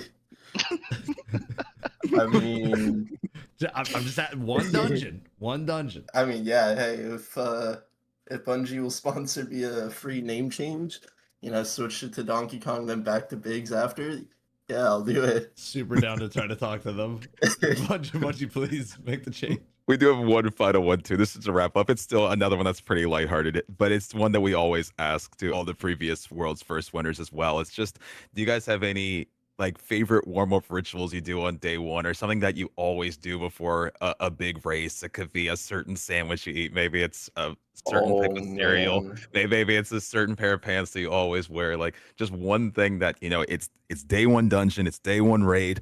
What is that thing you're doing before you log on and get in front of the computer? Mario already knows what I'm about to say.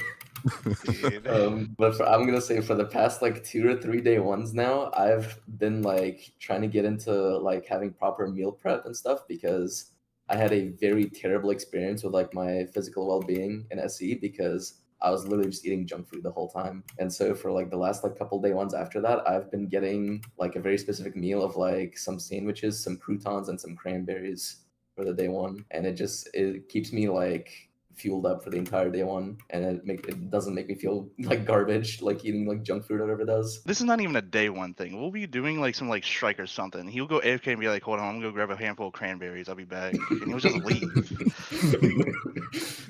Not even Heard it. kidding. Literally 2 days ago, he just said he was eating cranberries. You heard the secret. If you want a world's first, eat some cranberries. I don't think I really have a ritual or just like anything that I do to prep. It mainly just ends up me just getting up and, just looking at what the team's doing and just kind of tagging along. Because, like, we'll be in like the shooting range, or not the shooting range, but like we'll be in like some like area and just like testing out stuff. And we'll be like, okay, are we all comfortable using this gun? If we got to do like a sword boss or something, are we comfortable using this? If it's like a precision based boss, and we'll just test out weapons and just see how we're feeling that day. There's nothing really special. Just eat something in the morning before the raid, and then the raid thrill just carries me all the way through. Guys, thank you so much for joining us on the interview. We really appreciate it, and definitely like good luck for the day. I hope everything goes really well, and I definitely want to see you guys like crushing it as always.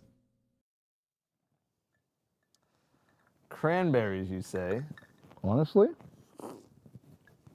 a little cranberry juice before. Little cranberries before, a little cranberry juice before. Instant world's first. Instant world's first. Now, I can tell you, that is actually nuclear waste that we just drank, and you might see these Lodis disappear in a few hours. It's a good thing we're emissaries of the night, It's- so I think we'll be okay. Yeah, I'd hope it's it. a great thing. I'd that hope we'll they be can give us okay. a buff. It might have given us a buff, actually. Maybe a different buff. And maybe, just maybe, Biggs is now Donkey Kong today, racing with Mario and Luigi. We Thank will you see. again to Mario, Luigi, and Biggs for sitting down with us for an interview. We really appreciate you guys. And again, congratulations on Sunder Doctrine World's First. We'll be tuning in definitely today and checking in on your progress. So again, thank you guys so much for sitting down with us. And hopefully you guys enjoyed the interviews and in general have enjoyed the show so far, everybody. Thank Right. you for being here. And I agree with what Lodi just said. And one thing that's super cool about Mario, Luigi, and Biggs' team, as you heard them mention, I mean, they got together not too long before the actual race started. So I think it should be motivating that you guys can, get together. You guys can make something happen on day ones. Like anybody could do it. And I think that there were so many different things that their team represented that was really cool. Like they weren't muted, they weren't blurred, they went in, they got in together, and they made it happen. It was so cool to watch them. It seriously was such a special moment. So there's another big shout out to Mario, Luigi, and Biggs. All three unbelievable players. They've done some really, really cool things in the community as of late too. I mean, Mario with that solo ribbon legit. Solo Ribbon Legit. Which was insane. We that- didn't even think it was possible. which but- just happened, and if you guys haven't checked that out, you definitely need to. And then Luigi on that last, it wasn't you or I because we're both Lodi, but when CB and Evan were hosting that solo tournament, that Luigi won too for that icebreaker that Banshee had made. Luigi had won that as well, and I mean, Biggs an unbelievable player in his own right as well, number 3 in Desert Perpetual. So just all three of them, just amazing players. And thank you all if you're hearing this for taking some time to talk to us. And we've actually gotten to meet Mario and Biggs in person at GCX, and well, Luigi, we got to see Luigi He was there in spirit. in spirit and in photos, just fully in photos. Thank you guys again for being a part of today's show. We really appreciate it. We're about under an hour and a half until it is time for the race to begin, until it's time for kickoff for everybody to get into it. So thank you guys again. We've talked to Tom today. We've talked to Allison today. We've gone over some drops. We've done some trivia. We've done some just in general kind of some fun with some predictions. We've gone over all sorts of things. I've thrown a trophy. We've drank our drinks. And again, we really just appreciate everybody being a part of today. Thank you. Without you guys, this show is nothing. Yes, Thank so you. thank you guys so much, and to continue to be a part of it, because we really do appreciate it. If you guys do want to keep up to date with the different zone events that are happening in the future, you can type !Discord. You can join the Discord. Information will be flowing about the different dungeons or whatever we're hosting in that given day. But we appreciate you guys, hanging out with us and keeping up with, everything that we got going on. And it's been such a journey from this being in our rooms to where it is now, where Bungie's working with us, and we're super grateful. That really doesn't happen without you guys. So I really do appreciate everybody's continued support that's here. So just know we love you guys so much, and thank you so much. Yeah, no, seriously, guys. Thank you so much, everybody across the board. And yeah, like Lodi just said, in the Discord for CB and Evan's channel only on that Discord, though that will take you to a place where we're going to keep updates on everything, like some history for us where we may or may not have said that Commune extends the DPS phase. It still might do that. Funny enough, I didn't even know that was said until days later. that'll live with us forever. But that was so funny. well, I guess CB, but he woke up one day. woke up. And he's like, what is this community? What is this community? What do people keep commenting? Why do they keep saying that? I was like, I went back and looked at the VOD. I was like, oh. I don't know who said it. Oh, but with that being said, thank you guys for sticking with us. We really do appreciate it. As Lodi said, we are less than 90 minutes away from the next race, from the next team being crowned. A new trophy is going to be given. More history is going to be made. And just once again, it's going to be so cool to see, what does a dungeon race mean in the Fate saga? What does it mean? What does it mean to you, Lodi? The only thing that I could answer it with would mean something that ushers in a new era. Like that's how it felt with Desert Perpetual in terms of that race. It felt like we were in a new era of raid racing the way that was. It was very different. There was a lot of different ways that it really broke, I would say, the traditional way that we kind of saw raids in the at least from like the raid racing sense. And I think that's what also added to the charm of that day. So I'm curious to see now, like, how does that lend itself when it comes to a dungeon? I would have to think, Lodi, I wanted to say puzzles, but I really felt like Sunder Doctrine did a great job of feeling very puzzly while also feeling very fair. And I really loved the Zoetic Lockset encounter especially, and how that kind of led to the freedom of players being able to start damage whenever they wanted to, or extend the damage with Commune to some people. Right, with that being said, you're right. I mean, there were so many cool ways that they implemented mechanics that we had never seen before in Sundered. And with that being said, what are your guys' favorite dungeon? We haven't got a chance to ask that yet. It could be any of them. It could be Shattered. It could be all the way up to Sundered. Like, what is the dungeon that you guys have enjoyed the most? It can be because of the race. It can be because of your own personal reasons, like for whatever reason. And while you guys get some answers in, thank you guys for the support on both sides. Thank you for the memberships and the Twitch subs on both sides too. We appreciate you guys on both sides. Thank you so much. Grasp, Warlords, Vespers. What, Lodi, I know what CB Gray's favorite dungeon is. I do too. What do you think Evan F's favorite dungeon is? Oh.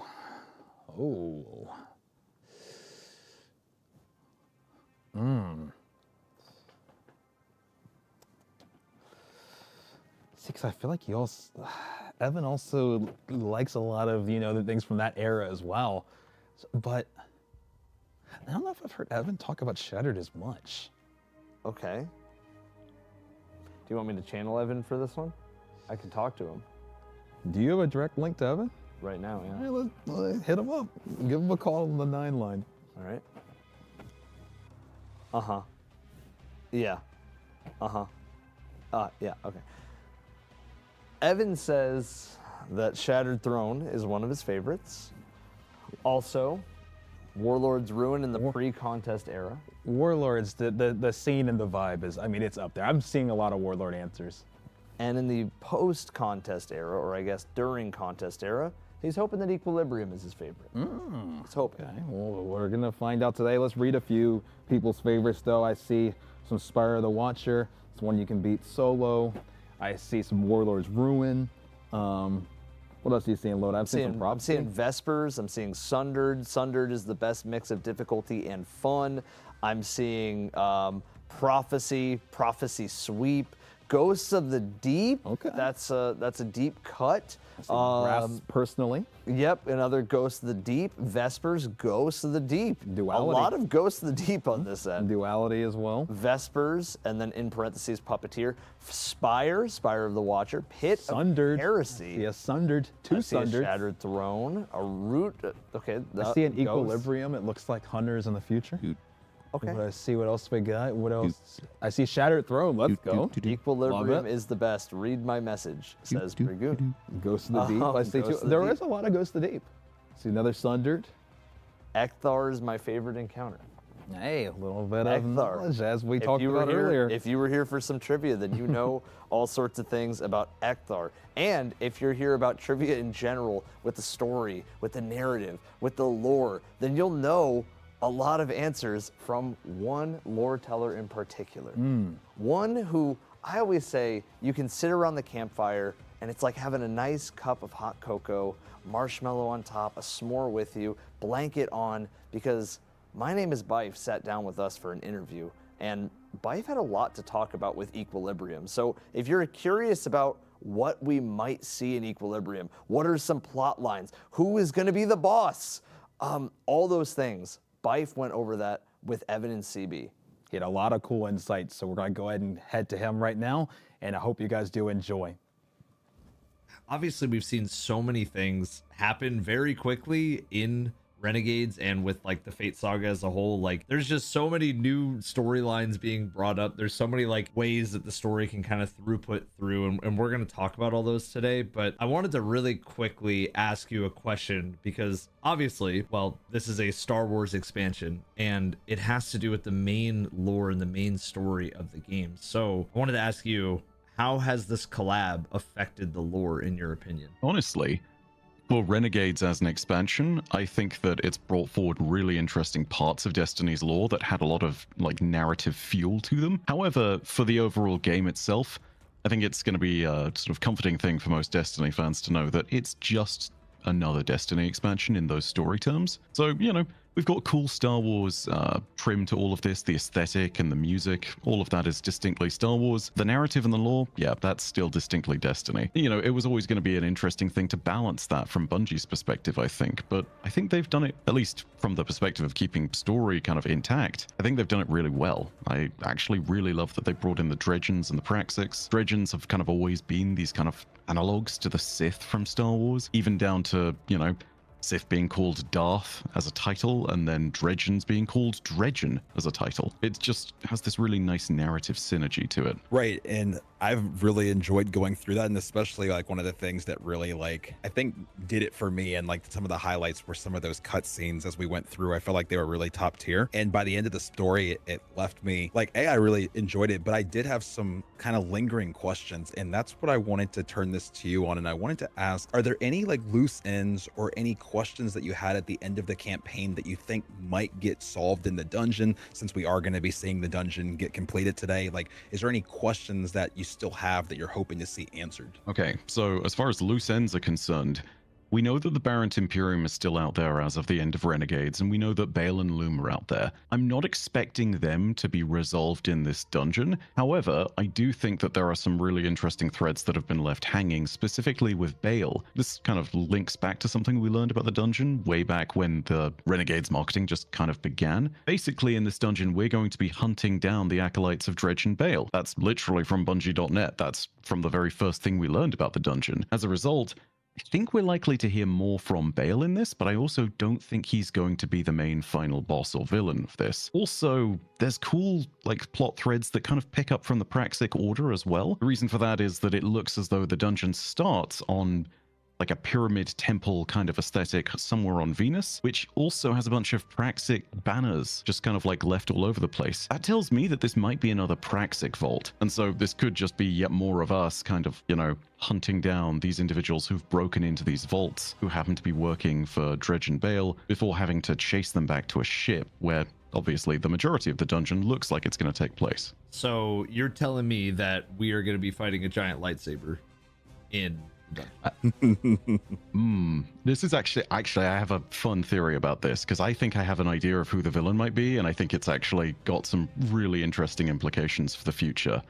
I think whilst we're not going to be fighting Dredge and Bale as the villain in the dungeon, I think we are going to be fighting a Dredgen, right? Ooh. So, yeah, so hear me out with this. This is a bit of a crackpot theory, but yeah, hear me with this, okay? So when we went and adventured into the previous Praxic Vault in the exotic mission, Fire and Dice, we encountered the final boss, who was a, quote, disciple of Harrow. So the question is then, who is Harrow? Take a look at that word, and it has a very kind of Dredgen air to it, right? Because every Dredgen has their name, their title. So you have things like Dredgen Bane, Dredgen Vale, Dredgen Yor, Dredgen Cull, Dredgen Scar. Dredgen Harrow doesn't feel too far off. And it also brings you to that question of like, hey, you know, if these are the acolytes of Dredgen Bale, then maybe it makes sense that they're either Dredgens or Dredgens in training. So you know, you got some interesting possibilities there. That being said, I don't think Bale has been joined by any other Guardians. So I think if this is going to be another Dredgen, it's going to be a Cabal Dredgen, which in itself expands a ton of cool lore because, yeah, Dredgens have only ever been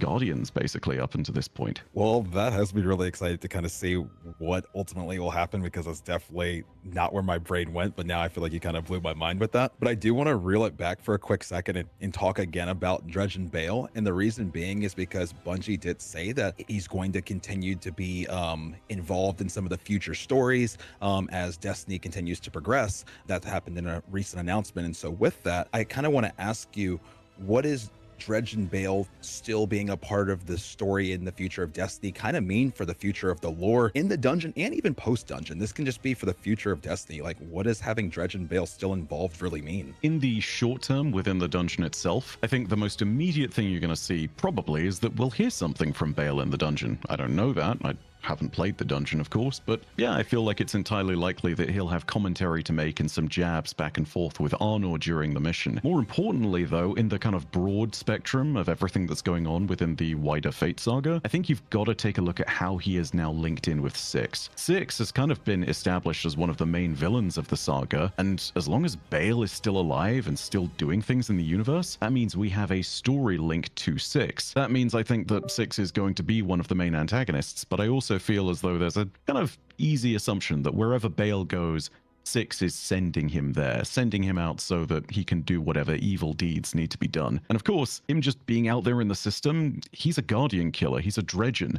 That always means that there's the potential for a saboteur to come out of nowhere and just crash our party. So if he's really going to have a big impact in the story, that's going to be great. I think that also it kind of relates back to what the narrative team have been saying. I think it's Alison Lur's favorite metaphor of the fridge. All the different characters that you see, all the different parts and interesting bits to the lore, they're all ingredients and things that you put in the fridge. And when you take all those ingredients out and you have an interesting storyline where they combine, that's where you make your quote-unquote narrative sandwich, right? A tasty meal involves things like Dredgens, it involves the Praxics, it involves some spooky pyramid complexes that have been turned into Praxic vaults, and maybe it involves the rest of the stuff to do with the 9 and the 6. So yeah, I think that that's kind of the potential for Bale in the future. He's going to be this really interesting part to the plot that just also moves in tandem with whatever Six does. Wow. Well, I was actually going to say, like, speaking of Bale, Six, the Fate saga as a whole, with all that being said, how has Bungie been able to deliver this strong through line or this throughput of narrative through not only the Fate saga, but through Renegades and with a collab and with Star Wars involved and making this all work seamlessly to bring us to the next chapter of that? How have they been able to deliver that? I feel as though opinions are going to vary on how well they've been able to do it, but I think they've done pretty well. The important thing is still just focusing on the main through lines of everything that's happened from Edge of Fate and then also that are still developing and pushing within Renegades, right? So it all starts obviously with Drifter sitting there and referring us back to the prophecy. And the prophecy of Doom is not just one that's sort of there in the background looming as this threat that kind of exists, I promise guys. It's having real consequences, as is the death of 3. So take a look at what's happening on Earth. I don't know if you guys have played through the exotic mission a second time to get your extra parts for your Praxic blade, but yeah, Earth's not doing so good. The Andes Mountains have been turned to copper. The swamps of Georgia, the mangroves rather of Georgia, are choking on argon. Those are the words of Zavala in particular. Supposedly nowhere is worse affected than the Great Lakes. It sounds like all of North and South America are just kind of in turmoil. That kind of continuity I think is really important for the overall Fate saga. And I think them continuing to push that is, you know, that's relatively important. The other bit is, honestly, it's to do with 6 and the rest of the 9. I think them bringing 6 into the plot, into the forefront, is actually really important as well, because obviously, you know, he's one of the members of the 9. He's clearly a villain now, but he also links into a ton of other interesting topics, right? We were seeing 6's influence way back in Heresy, just before the Fate saga had technically even begun. And 6 as a character links in with a ton of cool parts to the world. There's the Taken, the new Taken God, the Lord of Every Nothing, the Hive and the Hive Gods. 6, by virtue of being near Saturn, kind of links in with all of them. And then, of course, there's the potential for the Dread to be involved, the potential for the Taken and the Diataken. Yeah, there's a lot of narrative juice all in that topic on its own. And then, of course, the Imperium links back to Keitel and her people. Tharsis Reformation, those new Vex, it's a continuation of that new plot where the Vex are independent thanks to Maya's meddling. So yeah, across the spectrum of Destiny, you've got these really interesting narrative threads. All of them are being held up in the background as the main story of Renegades is kind of playing out. And some of them are now starting to weave into each other and interact. And in other instances, they're just kind of like still being held up, still being given narrative flow, and they seem like they're going somewhere with it all, whether it's new characters, new places, or new enemies that we'll fight. Right, and I like the way you ended with that, because the final question that we do have, and it's convenient that we talked about the Fate Saga as a whole in general. Now that we have kind of completed the Renegades campaign, obviously we still have the dungeon, then we're going to have more story beyond and things like Shattered Cycle. I just wanted to ask, is there anything, now you personally, it's not even something that maybe you think makes sense with what we've gotten so far, but just in general that you want to see either addressed or brought into the lore when it comes to the dungeon, or even the future of post Renegades all the way through Shattered Cycle, or just anything else that we see in the future? Like, what are some things you want to see the lore kind of address? So for the dungeon, I mean, I'm hoping to see deeper elements of the Dredgen lore. I mean, there's cool things to do with everything around the creation of the Weapons of Sorrow, the Ritual of Unmaking, how you actually make a Dredgen, the trials within darkness that Bale may have put out to test his acolytes. That's really cool stuff. I also hope the dungeon isn't entirely on board that ship that we see within the trailer. I hope we go into the Praxic Vault. I hope it is either a Praxic Vault or a Pyramid Temple, one of the two, because yeah, there's some really cool stuff that could go on in there. And from a Star Wars perspective, pyramid complexes are analogous to Sith tombs or Sith temples. And in the Star Wars lore aspect, that really makes me excited, because if you've played an old Star Wars game and gone to a planet like Korriban, which is this very much Sith-involved planet, you know that Sith tombs in particular are filled with dangerous traps, powerful artifacts, and maybe even the spirits of the restless dead seeking revenge. It'd be a really cool Star Wars tie-in if they were still going to do this. For the rest of the Fate Saga generally, I mean, we heard some interesting rumblings about the things that might be going on in Chicago. It looks as though we might be going there at some point soon. And in particular, I'm going to call this one little bit out there. Some of the coolest lore about Chicago involves a monster that lies deep beneath the streets of old Chicago. There have been characters in the lore such as Shayura who've encountered it, and they don't describe it as anything other than terrifying. And it feels like that's where we're going to go next. Lode may have been seeing through the eyes of this character. Whatever it is, it's potentially tying into how we bind the Nine. And it's, you know, one of these moments where you remember that there are cool things out there in the universe of Destiny that we haven't even touched. I mean, just to give you another couple of examples, out on Triton, the moon of Neptune, the people of Neomuna discovered a bunch of terrifying space spiders that are just out there. And then also, you know, somewhere deeper into the system, closer to the asteroid belts and the territory of the reef, there is a series of gateways called the Cocytus Apertures, and they just link into the space of the Nine, and they've tried sending through matter so that they can potentially exist. And if we wanted to just walk into the realms of the Nine, maybe we could do it there. There are 10,000 different weird things in Destiny's universe, and I think we get to explore some of them with the Fate Saga. They're being brought to the relevant front right now, and that's just in my personal wish list of things, but it's really cool to see that some of these things will pan out, hopefully. So yeah, that's where I'm at with that. That's what I'd love to see. Life, you got me so excited. I feel like genuinely when you were just describing that there's this monster that lies beneath the streets of Chicago, and it may be even the key. All these little stories, it's something that I always want to see Destiny push for, is just more wacky, creative things in the future. Just even if it makes no sense to what's going on in exactly the enemy types that we're used to. Seeing giant spiders, I mean, unless you're arachnophobic, is pretty cool to fight against in a game, right? And obviously, whatever giant monster, small monster, whatever it is, being the key can be really exciting too. So thank you, Bife. And for what it's worth, I'm going to be cheering for all of the teams out there who are trying their best. And in particular, I think this time I got to go ahead and pass my own personal hat to Mario and Luigi, the team that did Thunder Doctrine World First. I'm cheering for them. They've got some interesting kind of like history to the strats of everything now. Love to see how they do.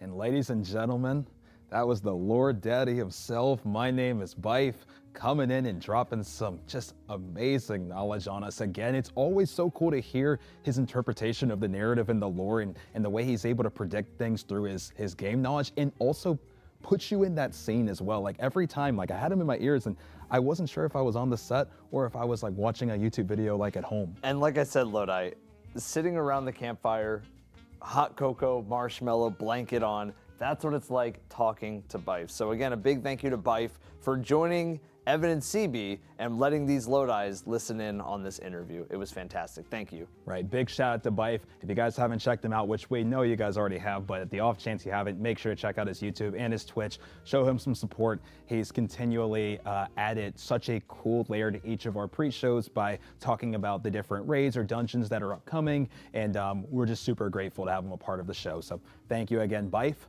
And with that being said, it is time to move on to the next segment.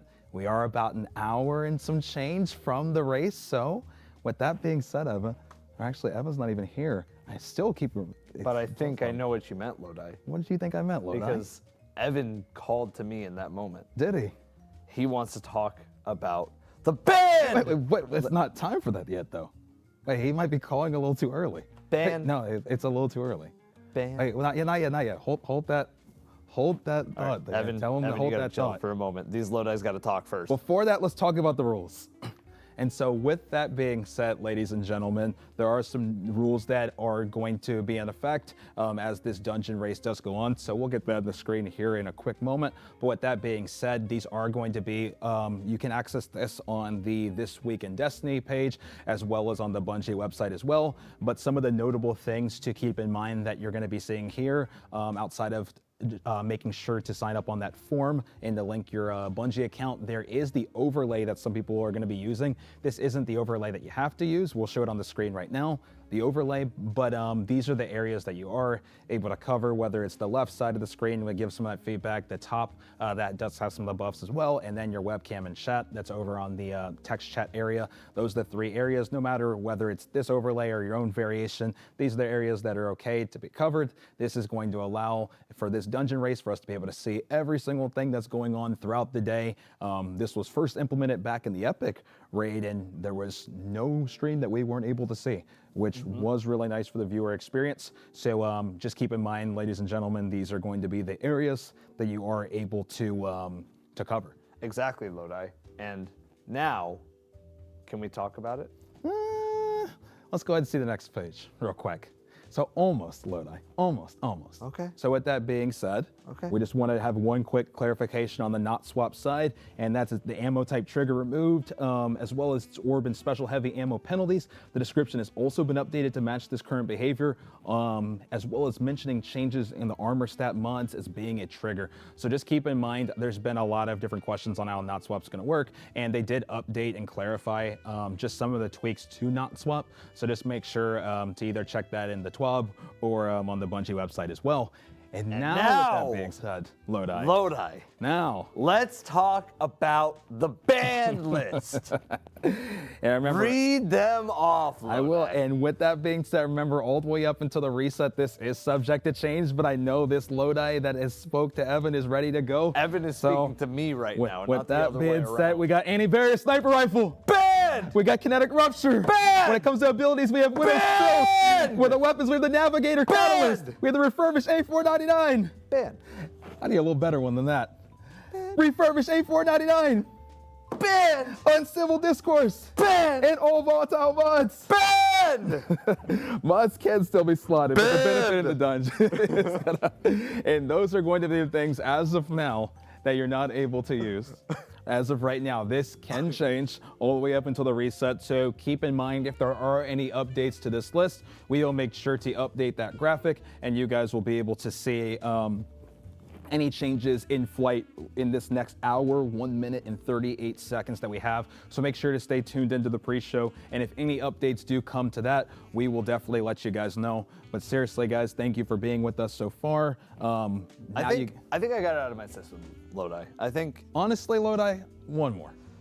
I gotta call him up again. One more before we move on. One more. Okay. Yep. Make it a good one too. Let's get like a really. You gotta tell me something that might. The Ultra. Banned! I didn't even get to say. There we go. All right, well, there it is. It's out of the system. It's out of your system? Yeah, and now that that's out of my system, I'm very happy to maybe talk about some of the teams that we're going to be watching today. We're going to be watching a bunch of teams, and obviously anybody out there who is in the lead, we will know and we will try to jump into that so that you guys can see the full action of what's going on. So just because we have these teams on our kind of predictions doesn't necessarily mean that these teams are going to win Worlds First. Right, and Lodi, thank you for mentioning that. And one other thing before we do put the graphic up on the screen that we do just want to say is a big shout out to A-Tides, who originally with our raid zones when we were doing the community predictions, A-Tides was putting that list together of different teams to look out for when we were doing our community projections. We'll once again try to channel that up when it comes to the next raid. Big but in shout out terms to of this him. dungeon, we just want to make sure we're keeping that going and the vision that he had, like making sure that lives on. And so we're going to keep trying to shout out as many teams we can and just, give you guys a graphic at the beginning where you guys can see some of the teams that we're going to be looking out for. But the beauty about Dungeon Zone and Raid Zone, there's always going to be new teams and new faces that we're going to learn on the fly. So with that being said, at least for before the race, let's go ahead and put that graphic up on the screen and just see a few of those teams. And Lodi? Lodi, let's talk about the team that we have first on the top left-hand corner of the screen. Mario, Luigi, and hopefully Donkey Kong, but it is Biggs right now. The Sunder Doctrine champions. I mean, what else do you have to say about in terms of a team that we got to be on the lookout for? From a team that just won Worlds First. And like you were saying earlier, Lodi, Mario just soloed Riven legit for the first time. Worlds First. It's solo Riven legit. That's absolutely impressive. Luigi just won a tournament that Evan and CB casted for a real-life icebreaker as well as a cash prize. And Biggs was number 3 in Desert Perpetual. So, I mean, this team is absolutely insane, and it was their first time running together on the last one. Now they've had time to practice, so they're very dangerous. It'd be very, very dangerous. And another team that's be dangerous too, there always are. And I mean, I know I mentioned A-Tides earlier, but we got to talk about Team Indebted, right? I mean, you had brought it up as the trivia question, the first contest dungeon team winner ever. And so you do see Special Hero that's going to be on Team Indebted. He's also running with Sutek and Soto. I mean, we saw it, and you talked about the disparity between first place and second with Vespers. So a team that we're very much going to be looking out for, and we always are talking about Indebted, whether it's been we're tracking raid zones with things like Crota. It could have been same deal with Epic Desert Perpetual and even normal Desert Perpetual as well. I feel like we're always talking about Team Indebted, so it's one that we're always going to be looking out for. Genuinely, and speaking of teams that we're always talking about, we can't not include Team Elysium. Right there, the first set of it. So this team is actually broken into 2 parts. We have Vendetta, Quaz, and Jif all running together on this first squad that you see up on the screen. So half of the Epic Raid World's First champions is on this team. Vendetta is also World's First in Scourge of the Past, if you guys remember when he was running with the Tier 1 squad. Quaz, I mean, what else, do you want me to go through them? We have Vault of Glass Remaster, Kingsfall Remaster, Crota Zen Remaster, Vow the Disciple, an Epic Desert Perpetual champion. And on top of that, number 3 in Sundered. Jif was number 4 in Sundered, and they were number 5 in Desert Perpetual. I mean, that's a stack. What do you even say? It's pretty hard. It's pretty hard to say anything else. That's a lot that I already said. Is what it feels like. And I mean, on the other side, Tim, you have Salt Vile and Obama Gaming as well, also on Elysia. It's same deal. I mean, Salt 5-time champion with Vogue, Kingsfall, Crotazet, Val, Epic Desert Perpetual. But he's also very decorated when it comes to dungeons too. Number 4 with Vespers, number 3 with Sundered. Vile has Kingsfall, Crotazet, Epic Desert Perpetual. Obama Gaming was Duality World's First. And also, as I mentioned, Epic Desert Perpetual champion as well. But with that being said, I want to talk a little bit about, and speaking of us being in the set, the first zone that we did in the set was Desert Perpetual, so we need to talk about Team Nuts. So there's 2 teams for Team Nuts as well. Also, to shout out before I get into the names, the team, Bog and my dog, our good friend, is going to be coaching both squads. But with that being said, we got Snazzy, Ham, and Silken. When it comes to Ham, before we even talk about the raids, he was World's First on Ghost of the Deep, which is insane. So that's the dungeon side. But then obviously there's the Desert Perpetual and the Salvation's Edge side as well,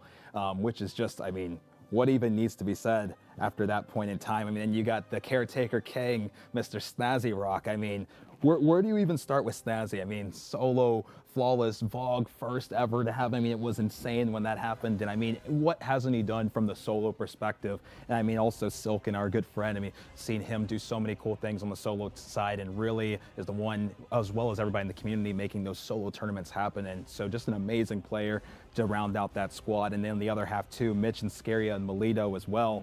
Once again, the other half of the Desert Perpetual World's First team. And Mitch was 7th on Grasp Average too. So I mean, they got a lot of different things going on. They do. And I think with Dungeons, a lot of people know their raid history. They know the feeling of their raid histories. They know a lot of the kind of more nuanced trivia because we've been doing the raid zones for so long. But when it comes to Dungeon zones, yes, we've been doing them for a while, but I think Dungeons are still in that unknown territory. So like you said, Mitch being 7th on Grasp is something that I don't think a lot of people would know. Just like maybe people wouldn't know about Team Nerdbob. This team is composed of Zemo, Conquer, and Southside Shorty. So this team has some gamers, and we know Zemo. And I know Zemo very well from doing the world's first solo Root of Nightmares, the first to be a solo flawless raid in all of Destiny 2, and something that hadn't been done since Axis. Axis a long was done time ago. It's a long, very long time ago. So, I mean, it's absolutely impressive what they've been able to pull off. But this team, not only solo flawless world's first, but a lot of dungeon speedrun world records from this team as well. So,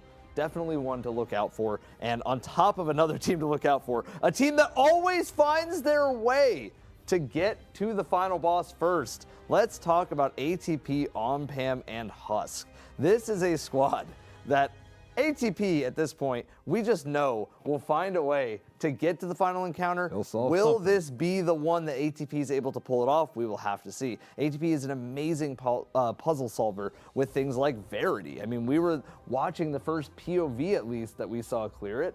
And on top of that, he was 3rd in Salvation's Edge, 7th in King's Fall, 11th in Sundered. OnPam is also 11th in the reprised King's Fall. So, I mean, absolute gamers on this team. Absolute gamers. And another team of gamers, to go back to that trivia question that I talked about earlier, I said what was the quickest dungeon race ever, and obviously the answer ended up being Spire the Watcher.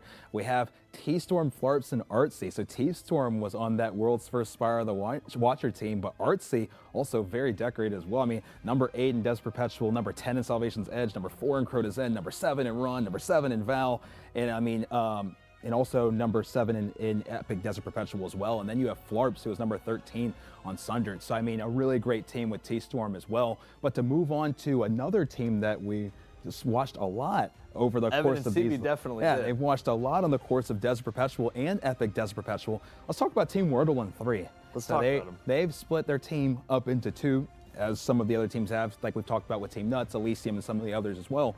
With that being said, we have Llama, Toady, and Tokto as well. And then the other side, we have G Miners, Silence Death, and TE. They've been absolutely killing it. Like we said, I feel like they've broken out to a massive lead on both of the last 2 races, Desert Perpetual and Epic Desert Perpetual. And I mean, their placements were 13th and 11th. So I mean, this is a team that we're going to be watching very, very closely. Definitely. And I mean, just across the board, Team Wordle in 3 is a team that always finds a way to impress me, because every single time it's like they're getting better and better and better and better. And like you just said, in Epic Desert Perpetual, they were right there. Right. It was theirs to lose. And unfortunately, Desert Perpetual was hard. Epic Desert Perpetual, that final encounter was brutal. We saw so many teams go down in that moment. Right. And so we're hoping to see, can Team Wordle in 3 climb back and say, hey, look, we've gotten better each time. Are we going to pull off a world's first? Will this be their time, Lodi? Right. I mean, Lodi, we're going to see. I mean, the next team we're going to talk about too, Lodi, I'm actually really, really excited for too. So we were talking a little bit earlier about how Raid Zone is global and how Dungeon Zone is global. We're trying to make sure we're covering teams from all over the world. And one of those areas is China. And we're going to be covering Team 14628 with ZCP, EMT, and DP. And I mean, this is a goated team. All 3 of these members were on the number 2 Epic Desert Perpetual team. And I mean, we just watched ZCP on the solo tournament, who brought home the still hunt by soloing the Witness on the final part of that tournament. I mean, one of the best players out there. He's insane. Absolutely insane. And on top of that, like Lodi just said, we are going to have Billy up and ready to go for this event. So make sure that you guys are tuned in, because we're going to have a bunch of different POVs and places from all over the world, like Right. Billy. And speaking on ZCP, it was so fun casting the solo event because the whole time ZCP is doing things that everybody is lost for words on how far this man has gone on all of his solos. And his favorite thing that he said Dabs is the GOAT, as in Snazzy is the GOAT. That is ZCP's favorite player, and their friendship and their bond is very, very strong. So it's going to be really cool to see that today. But Lodi, I feel a little hungry. Yeah. Potentially could use a burger. Okay. Good thing we have a team. All right. Team burger. Okay, And who's this on that one team? is composed of Sweatcicle, Rexos, and Ryan. This team has Sweat from the world's first Prophecy dungeon. And on top of that, being a 3-time world's first racer as a whole, Rexos was also, if you guys were paying attention, we're here for trivia time. Rexos was world's first Inspire of the Watcher, the fastest dungeon to ever get cleared, as my Lodi told me all the way back then. So, yeah, I mean, I'm excited to see if Team Burger can kind of push their way through and figure out the next big step for their team, because they looked really impressive on Desert Perpetual. Performed very well when it came to Desert Perpetual. And with that being said, let's talk about another amazing team out there, Team Aegis, Aqua, and Bran.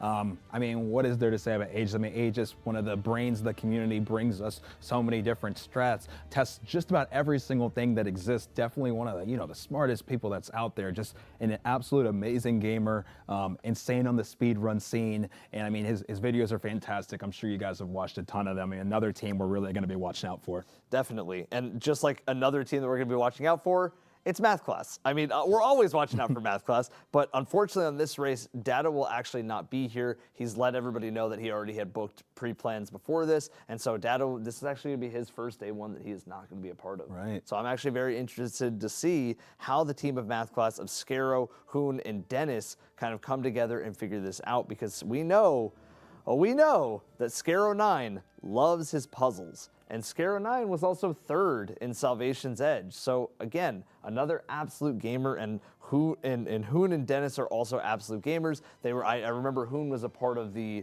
chess puzzle event that happened last year. And being in there and breaking down all those numbers was, Lodi, it was crazy. It was Lodi. And with that being said, let's also talk about Team Rim, Strafe, and Zazzy as well. We love Rim. And, we're talking about Silken a little bit with that solo tournament as well. I mean, Rim also a big factor is that, as well as the rest of the solo community as well. But with that being said, I mean, we've watched Rem a bunch on some of the earlier raid zones. I mean, he was number 4 on Crota, number 5 on Kingsfall. To bring it over to the dungeon side, number 2 on Ghost of the Deep, number 4 on Spire of the Watcher. And we got Zazzy, who was number 8 on Desert Perpetual, and number 7 on Crota's End, number 10 on Sunder to bring it back to dungeons. And then Strafe was number 19 in Desert Perpetual, so another really good team to look out for. Absolutely, Lodi. And speaking of teams, I feel like we're going to keep saying speaking of teams to look out for, because we have another one coming up, and that's Team Parabellum.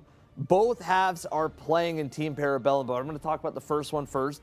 Jake, Dreketh Shadow, and Mork. Jake and Dreketh were both world's first Salvation's Edge champions. On top of that, number 3 in Crota's End. Draketh is number 10 in Deepstone Crypt. Jake and Draketh were number 8 in Vespers Host. Mork was number 2 in Vow. Yeah, let's number talk about 2. Mork for a second too, because we were just talking about Data earlier. We were. I mean, he was in a lot of those teams. We were, and so Mork was a part of a lot of these Math Class teams, including number 2 in Crown of Sorrows. That moment, that unfortunate moment where you thought that maybe Math Class pulled that one off, but they were just barely beaten out. Mork was a part of that number 2 team there. He's also number 3 in Grasp of Avarice, number 4 in Duality, number 2 in Spire of the Watcher, number 10 in Ghost of the Deep, number 9 in Sunder Doctrine, and number 4 in Epic Desert Perpetual. So Mork has a crazy resume. Absolutely insane. And we're going to have to see if Mork can get his first belt. Grab the belt, pull it down, or I guess in this case, it's a trophy. Right. Well, maybe not.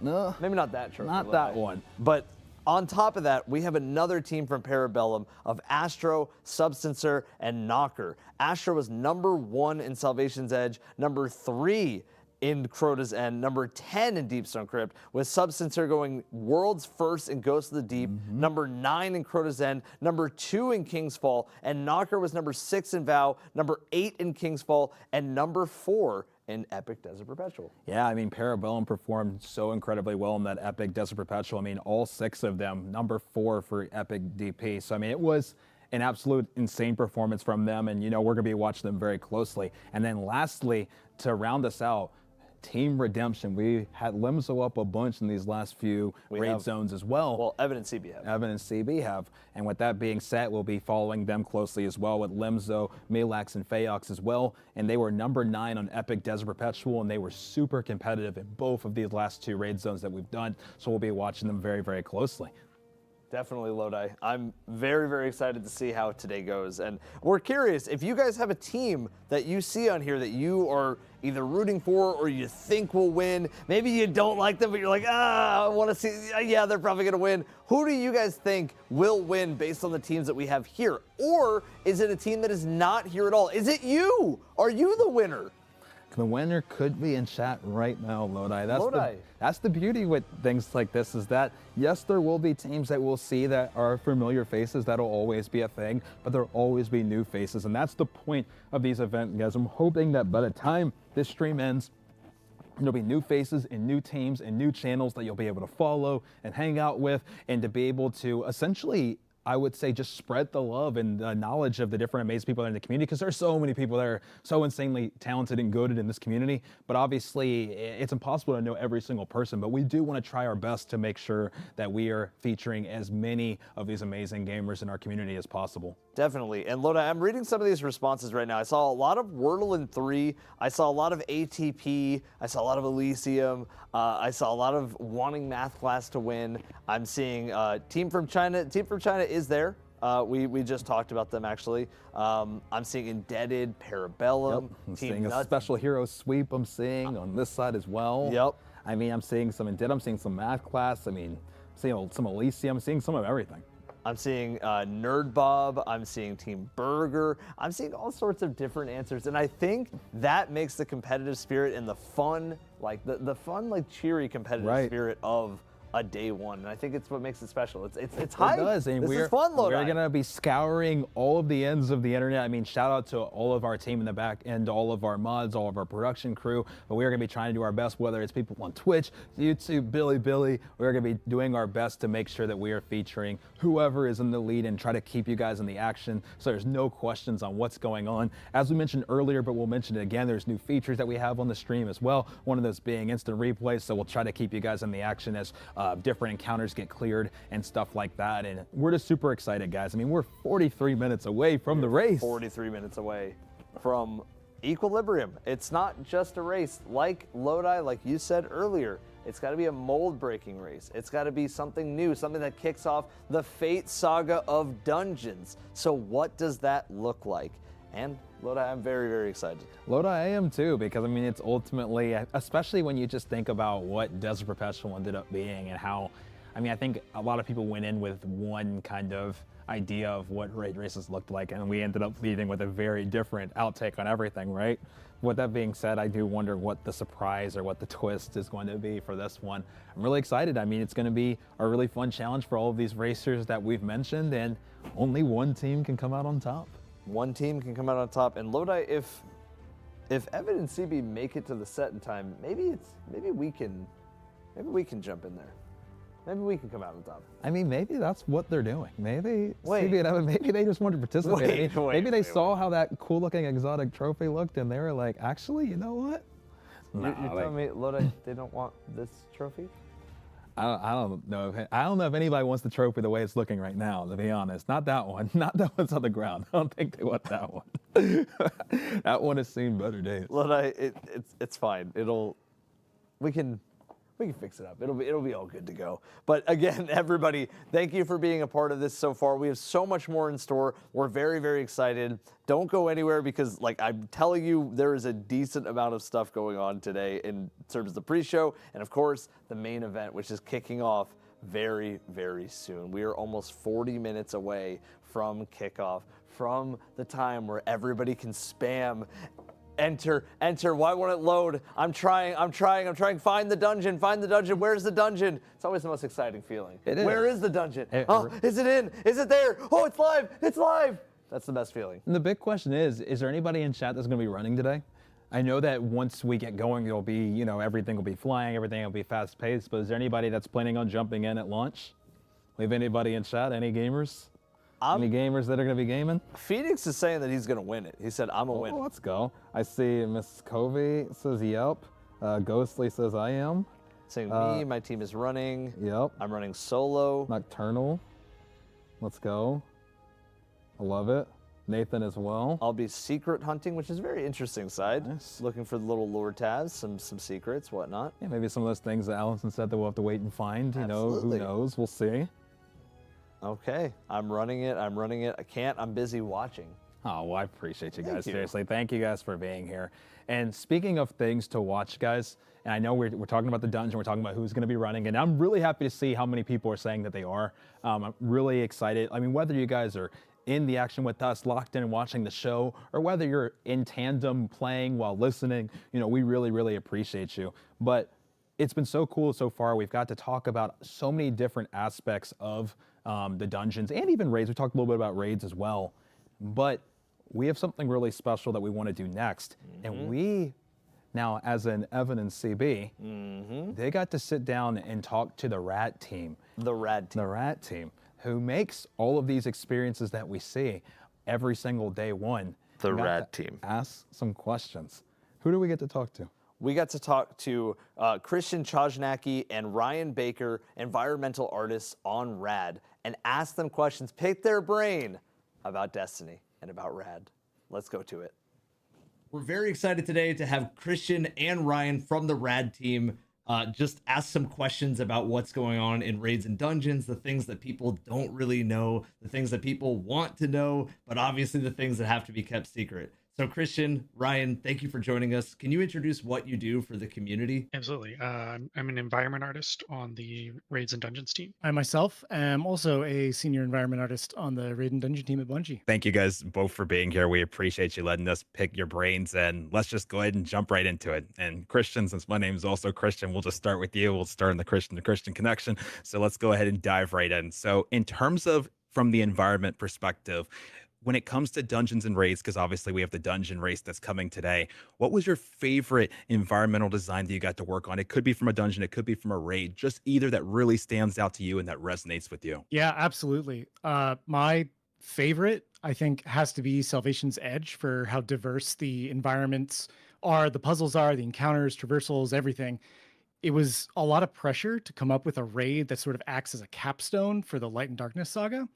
And we knew that it was going to be compared to other titans like Last Wish, Vow of the Disciple. So we really had to make an experience that felt like a culmination, a peak of what it means to raid. So taking something familiar like the pyramid visuals, which we've seen several times at that point, using it in new ways. The architecture has to be innovative, and we need to create novel and new experiences and encounters. Twists that subvert players' expectations, and all at like a difficulty and grandeur that feels appropriate for taking down a being that brought upon the collapse. Ryan, I have a question for you. My name is not Ryan, by the way. I wish that it was for this moment and this question specifically, because I thought that would be really cool. But in terms of raids and dungeons, is there any kind of like inspirations that you guys take from that you're like, ooh, this in real life would work really well for this dungeon specifically? Yeah, I guess I would use Warlord's Ruin as an example. Pulling inspiration from the real world. How are we going to hit that fantasy of the snowy mountain peaks on a crisp winter day, looking at places like the Alps or Patagonia, climbing the Andes, and the kind of the striking visuals we get from those mountain ranges, researching everything from older civilizations, ancient castle ruins, and how we can bring that into the environments we're building. And then on a personal level, pulling from media that I grew up with, reading books, playing games, digging into that dark fantasy setting that I feel is so inspiring personally, and I know a lot of other people on the team really enjoyed. That's one of the most exciting parts about working on Destiny, is we have such a wide spectrum of content to pull from, whether it's the fantasy side, the science fiction side, and the team really just throws out a lot of great ideas, and we got to really riff on each other and come up with something cool. That sounds really cool, Ryan. And I want to stay with you just for one quick moment here, too. You talked about some of the things that you got to personally work on and that personally resonated with you. Is there anything that you've ever worked on that you thought players they'll never find this, or just something that really stands out that you put in that was like, well, I wonder if players will find this, and and maybe they did or maybe they didn't, but just some sort of story that kind of strikes that chord. I'll go to Warlord's Ruin as a good example too. There was a fun Easter egg in that dungeon, which was something that we got to kind of brainstorm and come up with.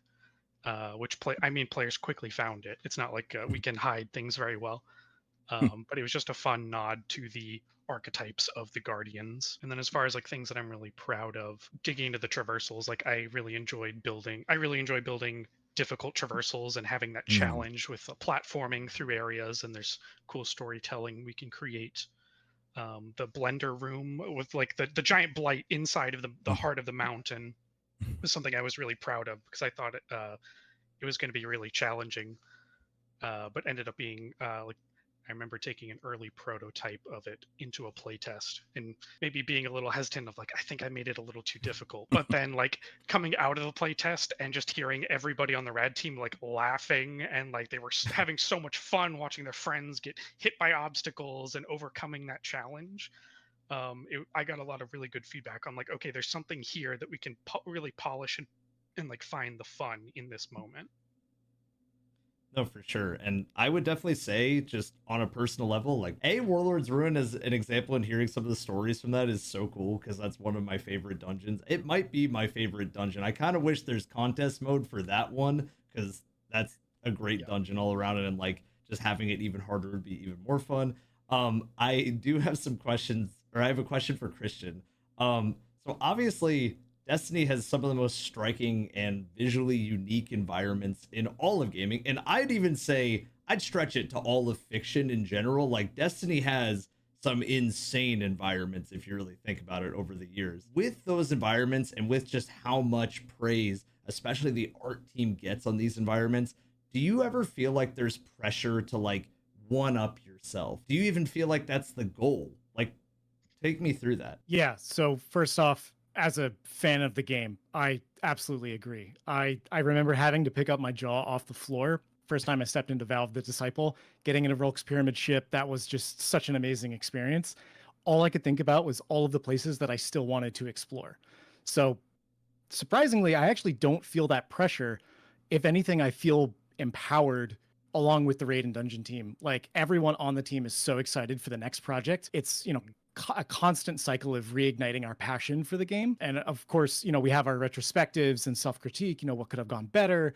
But at the end of the day, there's always something next, and we just can't wait for that. So I don't really feel like that's any of the goal to like have to one up ourselves. We're just making stuff that we want to explore and that we want to play. Well, I love that. And staying on that, Christian, like when it does come to that next thing, like you said, you put something out and it's on to the next thing you guys start working on, and always like being excited for that next new idea, the next new thing that you guys are working on. Where do some of those ideas sometimes come from? Like, do you ever find yourself, maybe you're watching a movie, then randomly you get inspired by something? It could be from games from a childhood. Like, where does some of that inspiration sometimes come from? Like, can you maybe walk us through maybe some times that you've been inspired in a moment and then taken that into maybe how you iterated in the game? Yeah, so I've actually been doing a lot of travel recently to various cities in Europe, like Rome, Paris, Amsterdam, Bucharest, and I always bring my camera with me. So I'm always taking tons of photos, and it's not of like what you would normally take photos of. I like taking like odd angles and different perspectives. Everyone's seen the Eiffel Tower, but when I was there in person, I didn't realize you could actually walk up the stairs of it. And I did that, and I was like, I could see the inside, how it was made. It was just such cool moments seeing all that like lattice work and the human elements to it. It's like, wow, we made that. That's something that we made with our hands. And so I have a whole separate hard drive full of, reference of old wood joinery, history, stone blocks, modern metalworks. And myself, Ryan, a lot of the team, we take a lot of inspiration from history. And, these structures in real life are just marvelous, and they're just great sources of inspiration. So we think about these, like I said, the Eiffel Tower. there are details to it. Like you can walk up, in, and around it. And so like we need to do the same with raids. So it's often about the smaller details, like how this was made, like what tool was used to carve this, and things like that applied in our raids and in the environments we do really just take them to the next level and really like make them full of life and just make them much deeper of an experience for our players to, you know, run through. No, definitely. And I think like those inspirations is definitely something that we've talked about a decent amount so far. But Ryan, I actually wanted to go back to you because you brought this up earlier. You were like, okay, games that when I played when I was younger give me all these ideas that I can at least build a foundation off of. Has there ever been that like an example of that game or that movie or that book that really made you go, dang, I got to find a way to incorporate this, at least on a basic starting point, into a raid or dungeon? Absolutely. More examples than I can count of like a book, a piece of media, a game that I played that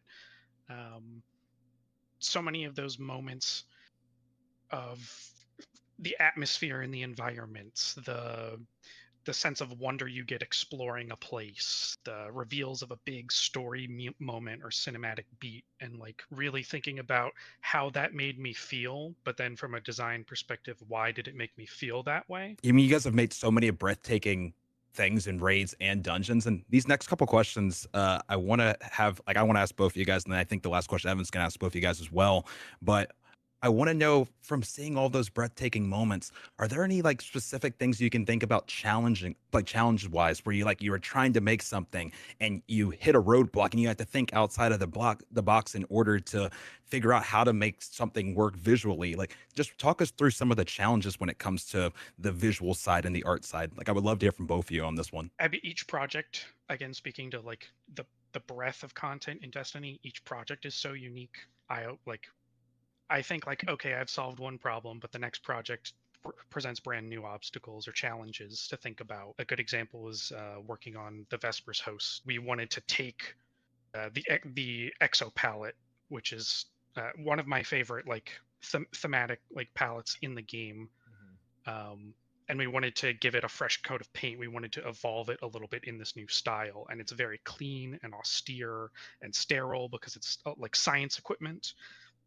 But the thematic setting for Vespers hosts, we needed chaos and destruction, and like trying to marry those two, like figure out a bridge between those two ideas was incredibly, that was a huge challenge for the art team. There was a lot of time spent carefully planning and prototyping, and I think what the team, like what we ended up coming up with, turned out like stunning. Yeah, for me, it was Root of Nightmares. I think there wasn't trouble coming up with something exciting. It was more about the execution of it. It was, you know, a collision between light and dark. You could more easily say and describe it than you could actually make it as an artist. You know, it's like the Traveler's terraforming powers colliding with, you know, a pyramid, you know, onyx obsidian hull, you know, of a pyramid ship. I think our concept team did great, and they provided just breathtaking concepts, like a myriad of cool visuals and everything. But the struggle was translating that into a 3D space. You know, it almost felt like Lovecraftian, like the color out of space. Something about that genre is more easily translated in people's minds as like a written thing rather than you seeing it.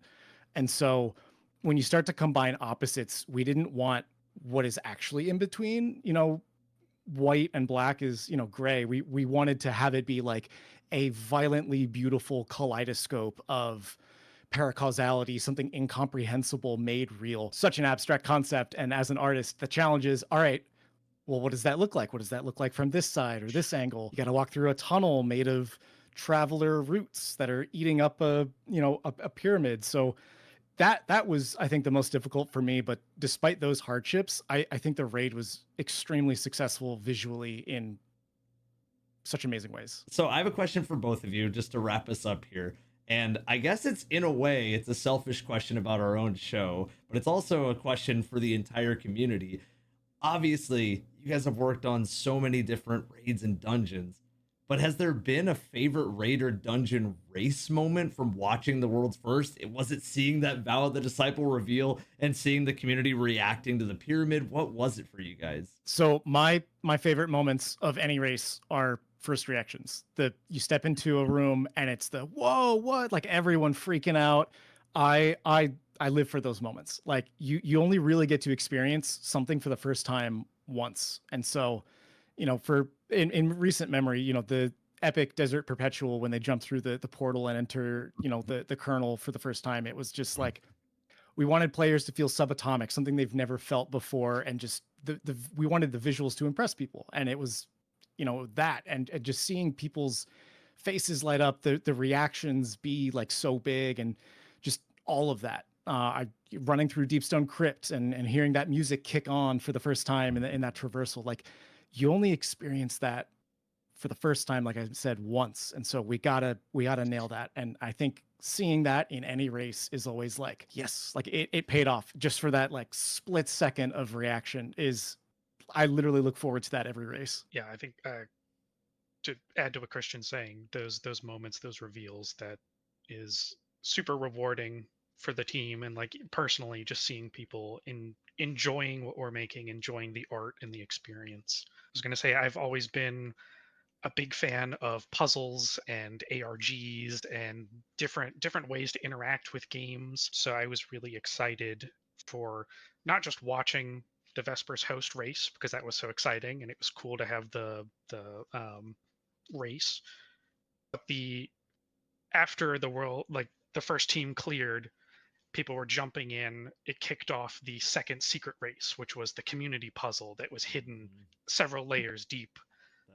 And so that on a personal level was just super exciting to be like watching on all these different social media, all across platforms, the community coming together, trying to solve and crack this thing, and teams sharing information. Those social moments of collaboration are really exciting. Well, guys, we want to say thank you so much for not only taking the time for this interview, but on a more important level. And Christian, you were really striking on this too, like that you really only get certain moments once. Like you guys have created so many moments for us that we're never going to forget, that have been some of our most favorite moments, not just in Destiny, but in gaming in general. Like I feel like these day one moments are moments that we not only really cherish and never forget, but it's the reason why Evan and I want to do shows like these, because what you guys deliver is so special. So we just want to say thank you to both of you all, and just thank you for taking the time and doing what you all do. Absolutely. And it is a pleasure. We enjoy doing it, the whole team, everyone involved. Yeah, it's an honor. Thank you. Well, with that, we'll take it back to our racers, as we obviously have our a dungeon race this time to see. But guys, just thank you so much. We look forward to chatting in the future. Everyone, welcome back to the show. It's so good to see you. Welcome back. Christian, Ryan, it was great to get a chance to talk to you guys. We really appreciate you joining us on the show. But hey, everyone, welcome back. Lodi here, and as you can probably tell, obviously, Lodi and I, we are joined by Lodi. Lodi, glad to be here. Lodi, welcome Thank back you. to the show. Thanks It's for so joining good us. to see you. Yeah, you've been doing a great job, Lodi. Yeah, thank so you. far. Thank you. Absolutely. It's been a long and a short time since we've seen you. How's time been treating you? Time is weird right now. Like my journal says I've been here for 4 weeks, but the 5 o'clock shadow is telling. Yeah. Would you maybe say it's broken then? I don't know. I feel like this time is broken. Interesting. Time is broken All right. on Mercury. Yeah. You need to investigate. Do we need to? Okay. All right. Off we go. Well, I'm here to figure it out. Good. Thank you. All right. Thank you. Well, welcome back to the show. It's so good to see you. Everyone in chat, thank you, by the way, for taking the time to join us today. This is good to see y'all. Welcome back. Everyone, we got a really exciting show for you today. We're really looking forward to obviously getting a chance to go ahead and dive into a brand new dungeon experience. But before we get there, Lodi, I feel like, first of all, your eye is looking great. Who are you talking to? Great. Lodi, obviously. Lodi. Yeah. No, you were talking to. Well, I mean, there's other. We're talking to all the other Yeah, yeah. Lodis. Oh, okay. Yeah. But do you have any messages from Six for us today, or? No. No. Okay. No. All right. What about I don't know, maybe 7? And that's going to be the end of the show. We're going to wrap it up. Dungeons canceled. Thank you, everyone, for tuning in. It's so good. Yes, that's you know what, it's done. This is it. Yeah. We're shutting it all down. 167 joke is all it takes. That's again. We're time lost. All right. Is that a new joke for the children of Earth, or that joke is always right. It's timeless. It's timeless. Timeless. You know what? We did it, everyone. So all right. You told me that we're gonna run a race, or is there gonna be a race? Yeah. We're gonna go and do a little foot race across the laws. Okay. Okay, that's It's fine. true. Yeah. It's I mean, I got to tell you, Kepler really has some great running routes on it. It does. It's been really lovely out there. Depending on what world tier you're in, it can be more or less challenging. Yeah, maybe we do a little sparrow racing. but you had to say it, didn't you? I had to. You had to say it. I had to say it. You know, I'm it's all right, sorry. honestly, I understand. It's as someone who was quite the Sparrow racer back in their day. Yeah. I get it. It's totally fair. But yeah, we got some Equilibrium today, I believe, is what's on the docket. It's very exciting. We do, yeah. And if you watch the stream for an hour, you can unlock the Paranoia Pink emblem. Oh, pretty. Yeah, very pretty. Can we? Is there any way? By the way, again, an hour. I feel like we have a tenuous relationship with time. Yes. Yeah. Really curious about what. So again, they have to connect their Twitch account. Connect your Twitch account. Okay. Watch for an hour. Love it. Maybe 2 if Twitch is not liking us. Love it. Also, Atheon Undying is reminding us that we need to be banned now that we've mentioned 6, 7. So okay. Good. As again, what does 6 feel about this? Again, I feel like you're kind of our real line here, Lodi. Can you help us out? I can't disclose that. Fair enough. Okay. All right. And again, what happened to your eye? I feel like it's looking a lot better these days. It's getting better. Is it really? It's Okay. It's Nice. feeling a lot Just put better. some drops in there, here and there. Fair enough. Yeah. Okay. Sounds good. Yeah. Good. Well, we got a big show today, obviously. We're going to Yep. go ahead and, again, we got drops available, so make sure you have your accounts connected. And more than anything, you guys have any ideas on who you think is going to take the race today? I know you can look into the future, but... I know who's going to win. You know who's going to But win. I don't want to ruin it for This is everybody. awkward now. You Oh, know? jeez. All right. My money's on Lodi. Your money's on Lodi? Yeah. That's great. Okay. What's your favorite exotic, Lodi? You've been here now on Kepler for a while. You've met some Guardians. What's your most treasured exotic? It's going to be surprising, but it's the last word. Is it really? Yeah. No, it's not. Oh, well, now I don't know who to believe. You can never trust a Lodi, That's to be honestly- honest. Thank you. It's What about you, good. Lodi? It's like- Lodestar. What? Hey, Lodi. Hey, Lodi. Hey, Lodi. Lodi. What's up, Lodi? Lodi. How you doing? Lodi. What are you guys doing? What's up? Oh my God. Lodi. Lodi. This is something. Wait, Time this is broken. time's weird. Something is going on. This is What's concerning. this is our show. We're doing Yeah. We've been doing Dungeon Zone for a while. This I was invited. yeah. We've been here since like 6 Lodi, a.m. it was our Lodi time to do this show. I thought you. Lodi yeah, that was a thought little that confusing this was for going to us. be our show, as it turns out. Lodi. Lodi. Lodi. Lodi. Lodi, we planned this Lodi, earlier. Lodi.